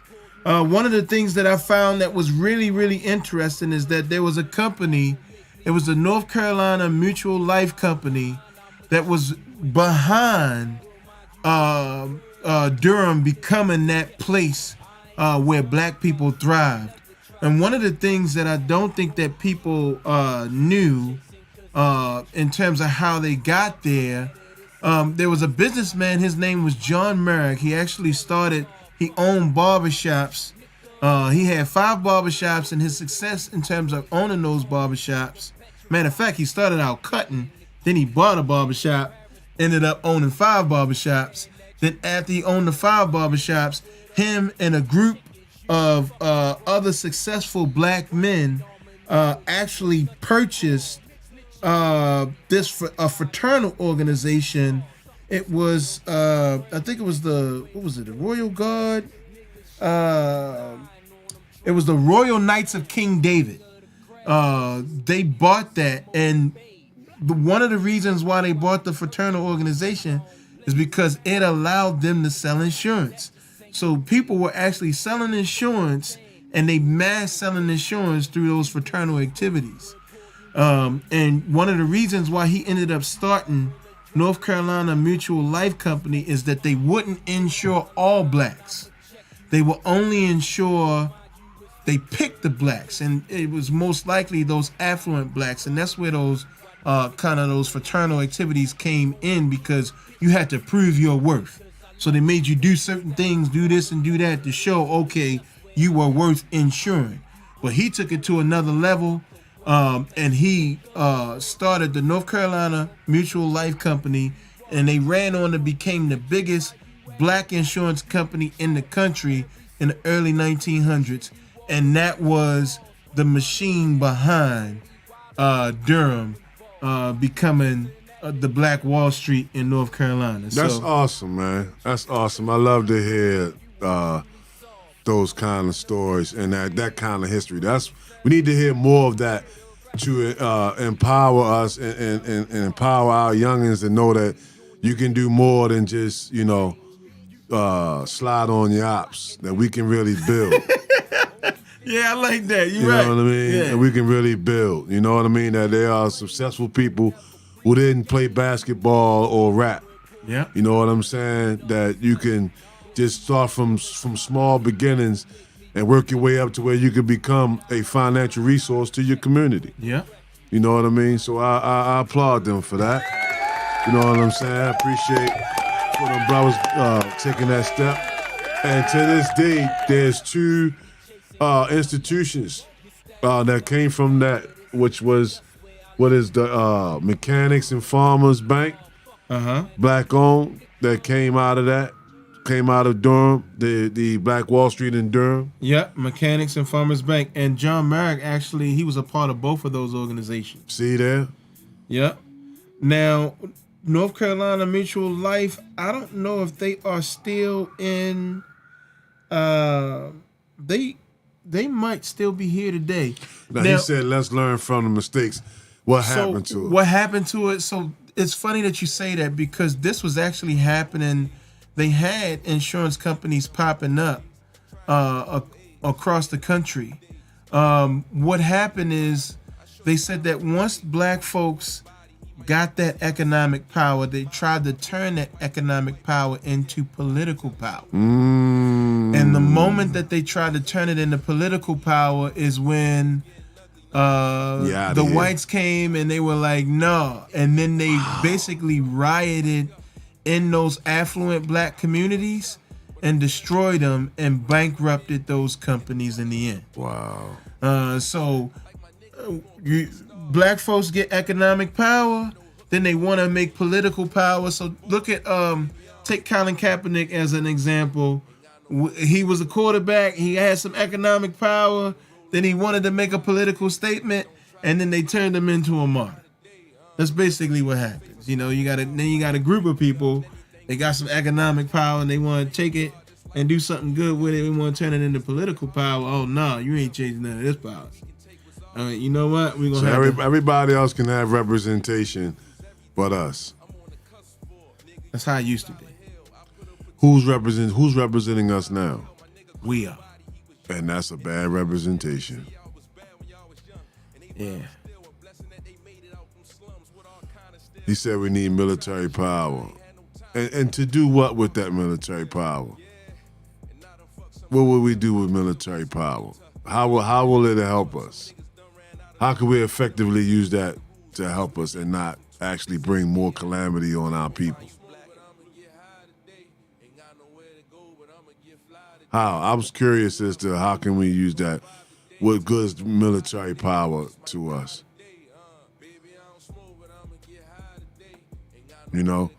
Economics, structure.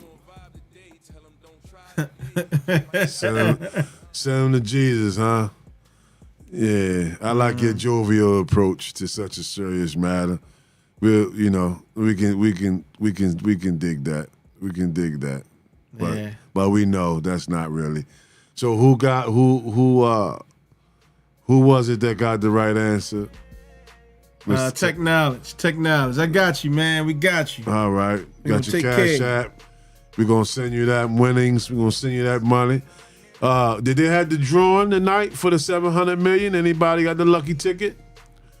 Anybody got that lucky ticket? What time is the drawing? Did they have it already, or is it getting ready to go down now? What? Anybody know about that? Anybody played? If you got to play to win, you got to give yourself a chance.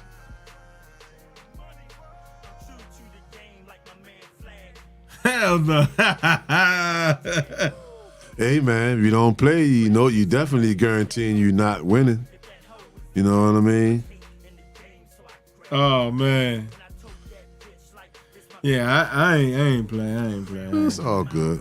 I ain't donating my earnings, my hard-earned earnings. For a chance? For a chance? Yeah. You know? $2 for a chance at 700 million. Right? $2 for a chance at 1,000. If you win $1,000, right? It's a come up, right? It's a profit, right?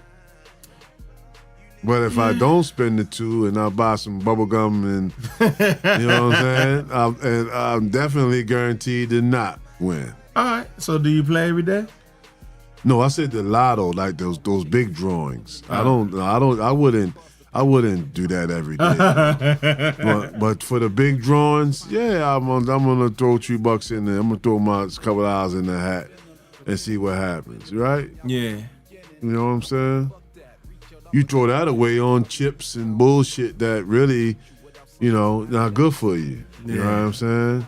So it's the same thing. You spend it on something not good for you. At least something you might get something back. What about China? So does China what? They say Russia got America's attention, and so does China. We all ready. Yeah. Hey, man, it's been nice, man. It's been fun. You know what I'm saying? We had some good times. Had some good laughs. You know what I'm saying? Some good laughs. Hey, man.